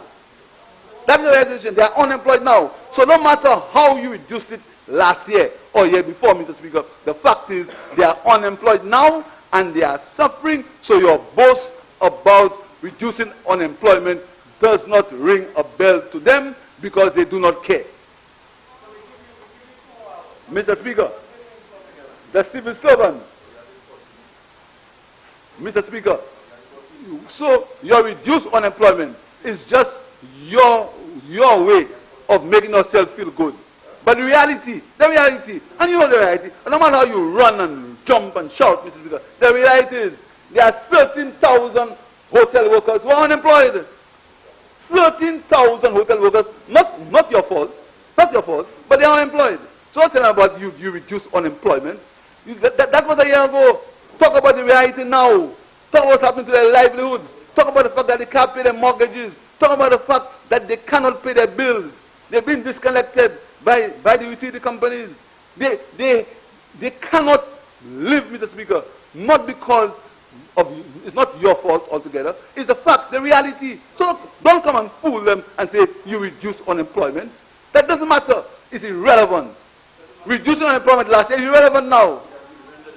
It's irrelevant now, Mr. Speaker, because there are 400 people who lost their job at Coconut Bay. Go and tell them that you reduced unemployment last year. Go and tell them that. Go and tell them that. Go and tell Mr. Speaker, these civil servants, Mr. Speaker, these civil servants, a partner, a couple, where one is a civil servant and one person is a hotel worker, and you've lost that entire income, Mr. Speaker. Have some pity for them. Understand their plight. Not because you are a minister and you're big now, that you can laugh at people. These people are suffering. They are suffering. They are suffering, Mr. Speaker, because they do not have an income, and they do not know when their income is coming. So don't tell you that don't tell me you reduce unemployment. Mr. Speaker, you must have some pity. The government should have some pity for these people and don't laugh at them and make it a joke. What I'm saying, Mr. Speaker, what I'm saying is that the people who have lost their jobs, the 13,000 hotel workers who have lost their jobs, Mr. Speaker, these are the people that I'm speaking about. And you can jump high, you can jump low. When they go home tonight, they do not have a job, they don't have an income, and they are suffering. That is the reality of the situation, Mr. Speaker. And no matter what you say, that's the situation, Mr. Speaker. Mr. Speaker, these St. Lucians, they follow international news. So you can stay here and intimidate journalists. You can make police arrest talk show hosts. You can do whatever you want. You can put a camera outside my office to see who's coming there. You can do whatever you want, Mr. Speaker. You can do whatever you want, Mr. Speaker. But the fact is, St. Lucians listen to international news. You cannot stop CNN. You can't stop the Facebook. They know what's happening, Mr. Speaker. And they know that the COVID pandemic is surging in the United States. They know that, Mr. Speaker. And they know that our tourism industry is fragile and under threat. So when you talk about unemployment, Mr. Speaker, these people know. They know the reality of their life. They know what's happening to them. They can feel it, Mr. Speaker. I speak to them every day. They are stressed. They wonder, working out everyone, they say, what will happen to us next year? The people, I'm sure the member of Viva South will tell you about the 400 constituents that are not working, Mr. Speaker. And they tell you, Mr. Speaker, have some pity for them. Don't come and boast and laugh and say, you did that. The fact is, Mr. Speaker, so these employment figures mean nothing to these people because they have to feed their family, they have to feed themselves, and they cannot feed them now because they are unemployed. That is the reality of the situation in St. Lucia, Mr. Speaker. So you can jump high, you can jump low. That is the situation in St. Lucia, Mr. Speaker. And Mr. Speaker, talking about unemployment, I just want to very briefly say something, Mr. Speaker, that the unemployment figures say, Mr. Speaker. From 2016 to 2019, St. Lucia's labor force declined. From 2016 to 2019, St. Lucia's labor force declined by 3,649 people, or 3.5%, from 104,625 to 100,976, thereby assisting with the reduction of the unemployment rate. This had nothing to do with government policy, Mr. Speaker. Nothing. You know why? Because the people in the labor force, it decreased by 3.5%. So when you boast about reduction in unemployment, you must look at the base, Mr. Speaker. You must look at the base. The fact is, St. Lucia's workforce decreased in the 3 years. And it's very simple. You can know that. The hundreds of St. Lucians who went to Dominica to work, who went to St. Martin to work, who went abroad to work. So there were less people in St. Lucia looking for jobs. That's the reality. Mr. Speaker, that is the reality of the situation. And you can jump high, you can jump low. That is the reality, Mr. Speaker. Because, Mr. Speaker, because you do not feel it. He who feels it most knows it, Mr. Speaker. And the people of St. Lucia are feeling it, Mr. Speaker. They are feeling it. They understand the reality. They understand it. They understand it. So even though you come and you read all kinds of things, and you try to victimize and puppy show and create the environment where you want to do all kinds of things to people, the people feel it. They understand it. And no matter what you say here, they understand it. Because when they go home tonight, a lot of them are not sure what's happening to them tomorrow. They're not sure. And that's the reality. Whether you like it or not, that's the reality of St. Lucia today. And if you go in the streets and you ask them, they will tell you that they are worried about their future. That's what they'll tell you. And that's a fact. They will tell workers are worried about the future. They have a right to worry about the future. So don't come and boast about unemployment figures and these kind of things. Think about the reality of the situation in St. Lucia today. That's what they are talking about. The situation, and anybody, labor, UWP, will tell you that they are afraid, they are concerned, because they are worried about the future. They are worried about the future, Mr. Speaker. Mr. Speaker, the Prime Minister's budget totally ignores everyday reality in St. Lucia. People are truly hurting in this country, Mr. Speaker. People are hurting. People are in pain. People are worried.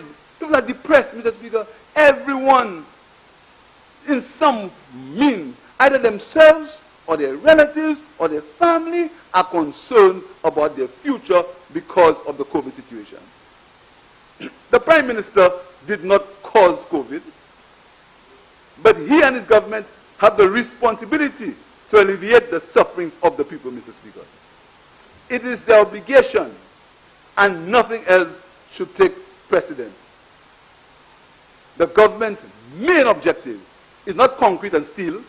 Their main objective should be seen about the needs of the people of St. Lucia, the sufferings of the people of St. Lucia, Mr. Speaker. The budget has two faces, flashing mirrors. Promises of manna from heaven, while the other side, it laments how terrible the global economy is because of COVID. It's a two-faced budget with a split tongue, reminiscent of the snake in the Garden of Eden. It seeks to tempt with unrealistic offerings, which, if accepted, would lead to the eventual death of our nation as we knew it many years ago. Mr. Speaker, the party that I lead chooses to select reality over fakery, truth over lies, honesty over corruption, and transparency over trickery. Mr. Speaker, the Labour Party, the George Charles's party, was born out of the bosom of struggles of the workers of St. Lucia. Mr. Speaker, our party, the Labour Party, was born out of the bosom of struggles of the workers for better working conditions, Mr. Speaker. Our party, in fact, has empathy for the people of St. Lucia.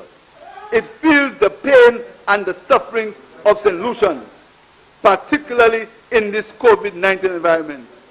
Hence the reason why my relief proposals for a wide cross-section of the country. These are realistic proposals that have been costed and funded.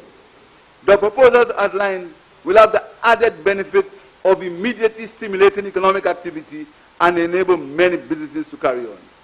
Mr. Speaker, we are living in difficult times.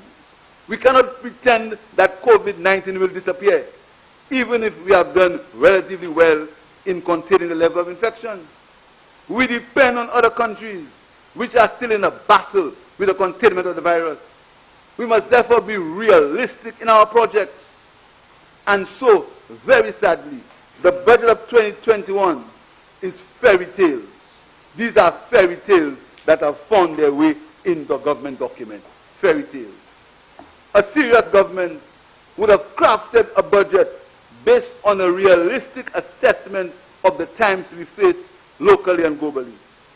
This budget fails miserably in not recognizing the context in which we and the rest of the world are currently having to face.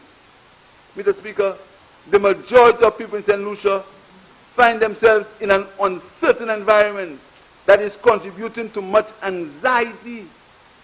Even if the government continues to restrain journalists by persisting in a state of emergency, they cannot interfere with the information available in the international world. This government continues to use taxpayers' money to fund government surrogates who constantly attack people personally on the television, paid using government funds, Mr. Speaker. Government funds pay their salary, Mr. Speaker, and their job is not to disseminate government information, but to consistently and persistently attack opposition figures, Mr. Speaker.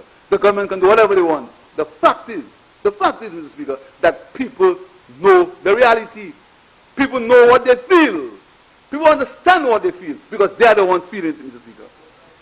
Mr. Speaker, this budget should be primarily concerned with how our country intends to survive the post-COVID times, Mr. Speaker. This budget should allow for the creation of an environment for the acceptance and observance of true democracy and the right to peaceful dissent, not one where journalists are detained, people are threatened with arrest, and barricades are set up to prevent people from listening to the representatives in the House of Assembly. This budget should encourage healing. This budget should encourage healing of the nation, not name-calling, division, and trickery with a sole purpose of trying to win an election. This budget should be a document that encourages real transformation of the St. Lucian economy, where local business people and contractors are empowered, knowing that there is a level playing field and the chance of securing work is not determined by their friendship or relationship with a government minister. This government should show empathy and understanding. The anxiety of couples over their bills and commitments should be alleviated by a caring government. This government should understand the plight of persons with disabilities and the other poor citizens who have not received their small stipends for the last 2 months. This budget should engender an environment of healing where the national trust would be respected and agreements honored. This budget should engender trust and confidence that will cause the people of St. Lucia to believe that its contents are realistic and achievable, not election gimmicks intended to catch off guard unsuspecting voters. The budget policies should embrace the realities on the challenges of healthcare during this COVID-19 pandemic and ensure affordable quality healthcare for all. The budget policies should make provision for the new digital economy and the realities of the new education system, meaning access to laptops and Wi-Fi as a starting point. This budget should present a realistic crime-fighting strategy that makes provision for adequate social interventions aimed at crime prevention under the guidance of an independent police force free from political manipulation.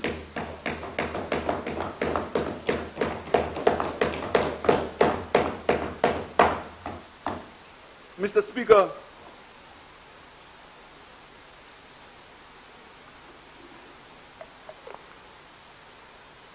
the budget should contain truthful and realistic proposals that the people of St. Lucia can identify, and not proposals prepared by foreign mind benders. not proposals prepared by foreign mind benders and surrogates whose sole intention is to hoodwink the people of St. Lucia to enable the United Workers' Party to win the next general election. The policy being by whatever means necessary. Mr. Speaker, this budget should not be about figures. This budget should be about life. Should be about reality. That's what this budget is all about. Because in spite of whatever the figures show, Mr. Speaker, this budget and the people of St. Lucia will tell you that they are not interested in the figures. The banana farmers who have not got paid for their crops are not interested in the figures of agricultural production.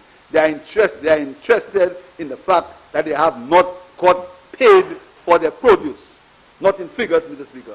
The farmers who used to sell to the hotels and cannot sell now, they're not interested in what you're doing in agriculture. They're interested in the fact that they have no money in their pocket, not because of your fault, but because they cannot sell their crops, Mr. Speaker.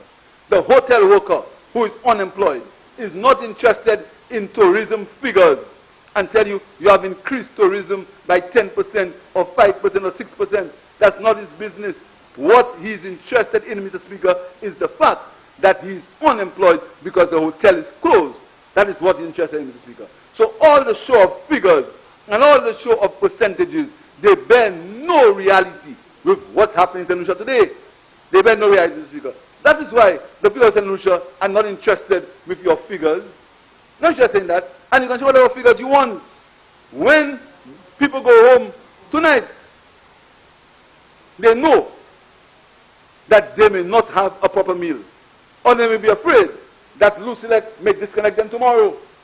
That's what they know. They don't know about figures, Mr. Speaker. This is not a time for figures. This is a time for reality. This is a time for people, Mr. Speaker. This is a time to improve the welfare of the people of St. Lucia, Mr. Speaker. This is what this budget is supposed to be about. And this budget fails. This budget doesn't do that because this budget is a budget of dreams. It's a budget of unrealistic proposals. It's a budget that tells you one thing. It's a budget that says one thing on one hand and says another thing on the other hand. That's what the budget is about. This budget, Mr. Speaker, is not a budget that will give any hope to the unemployed mother. This budget will give no hope to the housekeeper working at the hotel that is closed and not sure when it will open. This budget will give no hope to the small business owner who employed one person in their shop, but now they can't employ the person any longer because the business is closing. This budget is giving no hope to the small businesses who are closing every day. They are closing every day, Mr. Speaker, because of the economic situation in the country. This budget doesn't give any hope to them. This budget doesn't give any hope to the minibus driver who, because of social distancing, cannot carry the amount of people he ought to carry, or who can't carry school children because schools are closed. This budget gives no hope for them. This budget gives no hope to the taxi driver who has no tourists to carry in his vehicle. This budget gives no hope to them, Mr. Speaker. So you can speak about whatever figures you want. Whatever figures you want, Mr. Speaker, this budget gives no hope to them. This budget gives no hope to the couple that one of them have lost their jobs and their brother or sister has lost their job also. And they have to try to support both families on one salary. This budget gives no hope for them, Mr. Speaker. That is the reality of St. Lucia today. Mr. Speaker, detractors and dreamers may say, what are the Labour Party plans? What will you do? The answer is simple, Mr. Speaker. The Labour Party will be truthful, it will be honest, and it will take the people of St. Lucia in its confidence.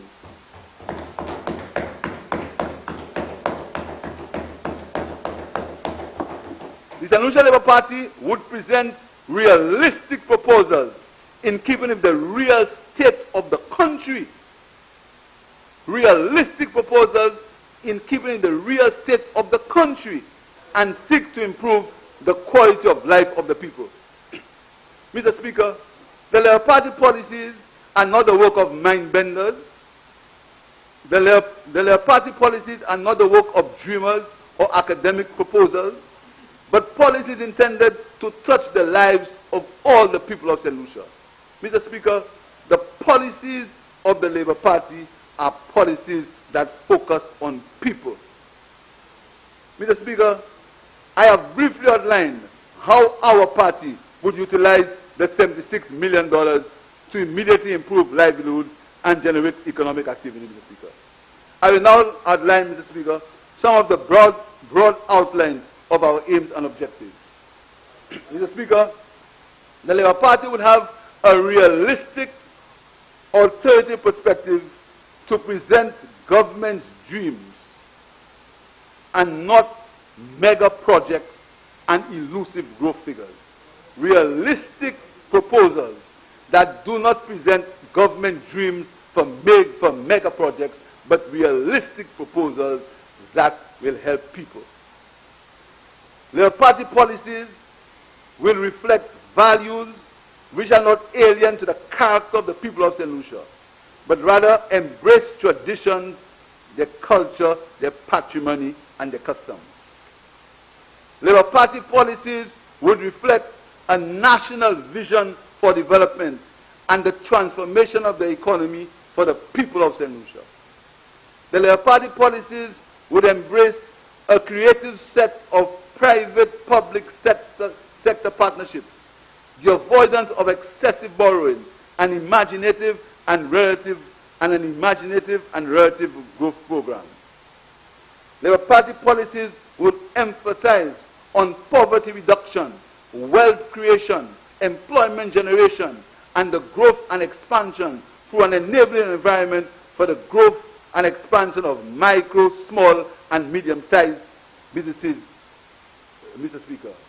A Labour Party policy would ensure that foreign investment is foreign investment. Foreign investment will not use the NIC funds of St. Lucians. Foreign investors would bring in their money to invest in St. Lucia and not have to use the pension savings of politicians.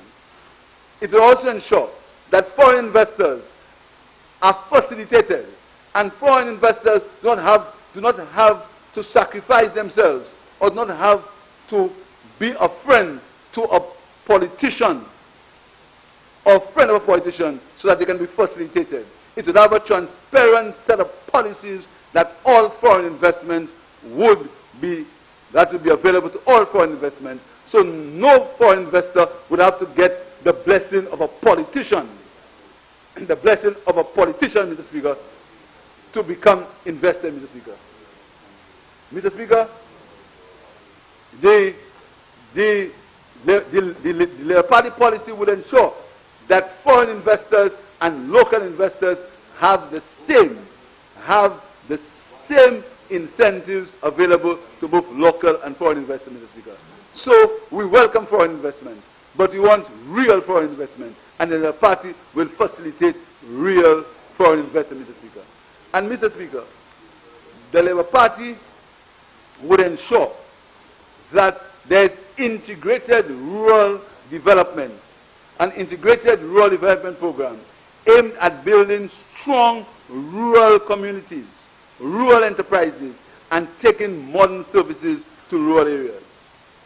The Labour Party will ensure a new government-private sector collaboration based on transparency, equity, accountability, and trust, involving the reform of the existing system, simplification of business processes, and availability of support services through agencies that are not political but flexible, Mr. Speaker. The interference of politicians will stop.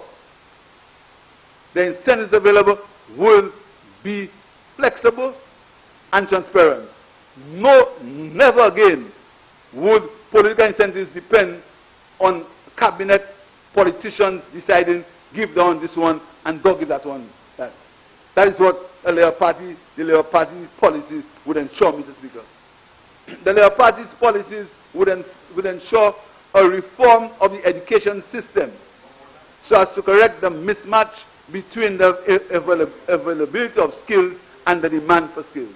The Labour Party policy would ensure, Mr. Speaker, that there is that reform of the educational system, Mr. Speaker. Mr. Speaker, we will endeavor, Mr. Speaker, to return St. Lucia to a position as the best place in the Caribbean to do business. That is what we're going to we'll try to bring back to St. Lucia, Mr. Speaker. Mr. Speaker, a Labour Party policy would ensure the creation of a new non-traditional economic activity sector. This sector will be the alternative energy sector. St. Lucia has not yet scratched the surface where this is concerned. The St. Lucia Labour Party will create a strong, creative, and enabling environment that will encourage the development of the green economy, reduce dependence on fossil fuels, optimize the use of alternative energy, stimulate investment, grow new jobs, and improve the balance of payments. Mr. Speaker, the St. Lucia Labour Party would ensure a good governance framework, a framework that is against corruption, a framework that will ensure that corruption is eliminated from the governance system with clearly defined and enforceable fiscal rules. A Labour Party will ensure clear rules for tendering and operation of businesses. In effect, a new governance initiative that will include constitutional reform, Mr. Speaker. That is what the Labour Party will ensure, Mr. Speaker. Mr. Speaker, the Labour Party will ensure the design of a new youth economy to embrace the special interests of young people with special interests in certain areas of economic activity, such as sports, entertainment, the creative economy, by providing skills, training, finance, and marketing, with a view to the creation of a culture of youth entrepreneurship and youth business development. Mr. Speaker, the St. Lucia Labour Party will ensure the building of a new economy based in technology, innovation, and entrepreneurship, with a strong agricultural component that ensures food security. The better focus on the technological opportunities, the St. Lucia Labour Party will consider the creation of smart cities to concentrate on the technological and digital effort, Mr. Speaker. Mr. Speaker, this is what a St. Lucia Labour Party, realistic, Mr. Speaker, realistic proposals that a St. Lucia Labour Party will implement when we get into government at the next general election. Mr. Speaker, this government has proved its arrogance, it's disrespectful, it's arrogant, it victimizes, it's vindictive. That government, Mr. Speaker, has shown it has no respect for the people of St. Lucia. And if you want to see what no respect means, listen to them when they respond to the budget. I can tell you what they'll say. I can tell you this. You did this too. Robert Ensworth, Rochamel, what again they say? What again? That's all it is. Minister's accounts. Jufali. Minister's accounts. That's all. Each one of them, particularly one or two of them. That's all they will say. They will not sympathize with the people of St. Lucia. They will not say that, listen to me, we are trying, but the reality is the people are suffering. They will not say, let us embrace, let us form a social partnership, a real social partnership with the people of St. Lucia, so that we can alleviate the problems. Because the COVID pandemic is here. We don't know what will happen to it. It's surging in the United States. That's the reality. So you think any of them will embrace it, Mr. Speaker? Each one of them, if any one of them try to do it, they will want to play that each one better than the other. So what will happen is one will try to outdo the other to attack the opposition. These are the instructions they have been given. Outdo each other. Say this, say that, say this. Make them look bad. Because you know, Mr. Speaker, there is not a love for the people of St. Lucia. There is a love for political power. That's what, Mr. Speaker. There is love for political. Only what they need, only what they want is political power. Political power by whatever means necessary. And what they do is they cast aspersions. What they do is they say all kinds of things, Mr. Speaker, because the situation, Mr. Speaker, they have only just realized that elections are less than a year away. That reality has just hit them. Because they never knew that before. They thought they would have been government forever. They thought they would have been able to bluff and get on and travel all their lives. They did not realize that the day of reckoning is nigh. The day of reckoning is nigh, Mr. Speaker. So, Mr. Speaker, in conclusion, I say to the people of St. Lucia, let not your heart be troubled, because redemption is near. The people of St. Lucia, Mr. Speaker, they know, and all the evidence available shows that the people of St. Lucia understand that redemption is near, Mr. Speaker. The people of St. Lucia understand that mind-bending propaganda by surrogates and paid government agents will not change the reality of their situation. The people of St. Lucia know, Mr. Speaker, that they are the ones who feel the pressure. They are the ones who feel the strain. They are the ones who are suffering from anxiety. They are the ones, Mr. Speaker. They are the ones. Not people who get paid for spreading propaganda. They know that, Mr. Speaker. The people of St. Lucia are aware. And every day, the people of St. Lucia pray. As the Rastaman told me this morning. As he told me this morning, Mr. Speaker, do not try to give medicine to the dead. That's what the Rastaman told me. Because he understands that. And every day, Mr. Speaker, what keeps us going? What keeps us going? Even though they threaten to arrest us. And they threaten all kinds of things.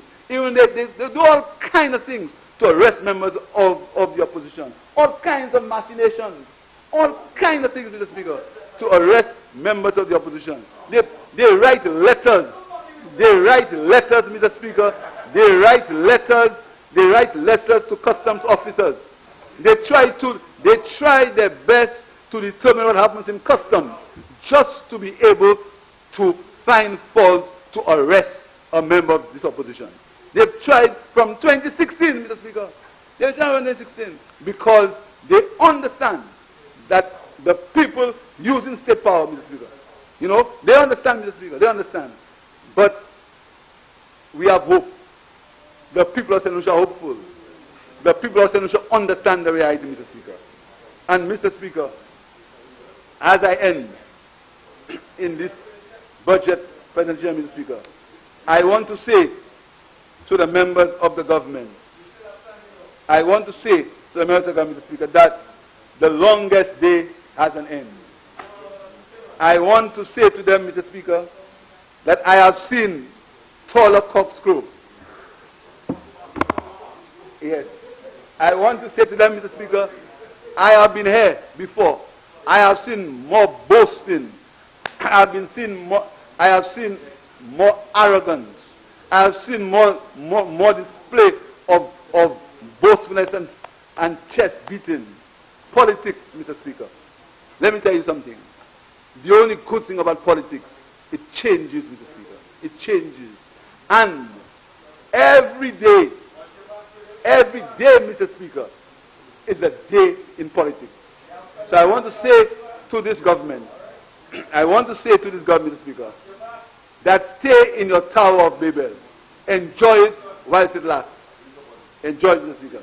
I also want to say to this government that this Labour Party will protect the electoral system, will ensure that elections are free and fair, Mr. Speaker, and the manipulation of the electoral system, we are going to fight hard to ensure that you politicians do not get your hand on the electoral system, Mr. Speaker. Do not get your hand on the electoral system, Mr. Speaker. Do not get your hand on the electoral system, Mr. Speaker. So, Mr. Speaker, I stand here today very proud to represent the people of Cashews East, Mr. Speaker.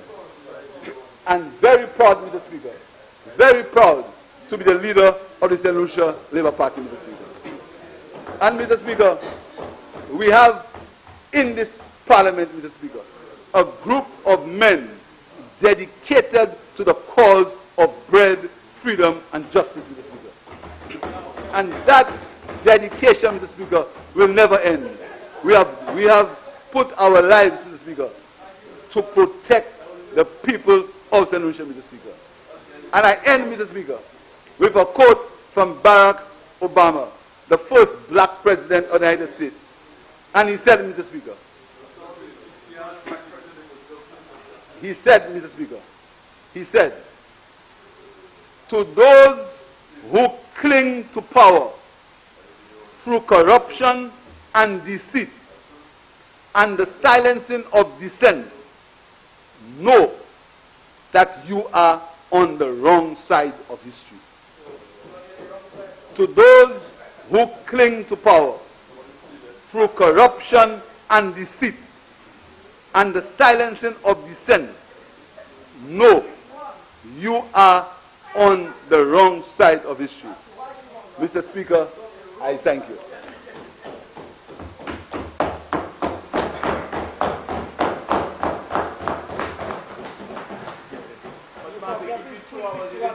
To silence the media. 361.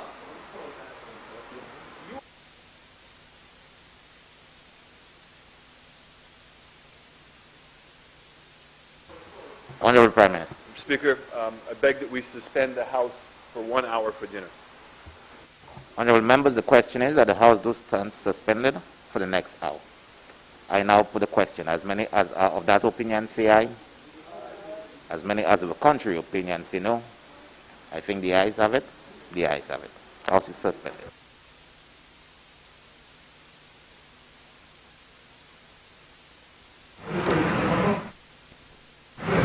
Well, we've just heard the motion that has been carried for the suspension of the debate for 1 hour. The debate on the first day of the Appropriation Bill 2020-2021. We had a response to the presentation by the Minister of Finance, Alan Chasney, by the Leader of the Opposition, the Honorable Philip J. Pierre, and he did dissect the various components of the budget and also gave the opposition's side of things and did say that they would also offer some sort of own suggestions towards the situation that is currently facing the island and some alternative means to which the country could be governed in the betterment of the citizens of St. Lucia. So we had the member from Castries East and Leader of the Opposition, the Honorable Philip J. Pierre, making a response to the presentation on the allocations and the policy statement by the government on the Appropriation Bill 2020-2021. We have a 1 hour break. We'll be back at that time.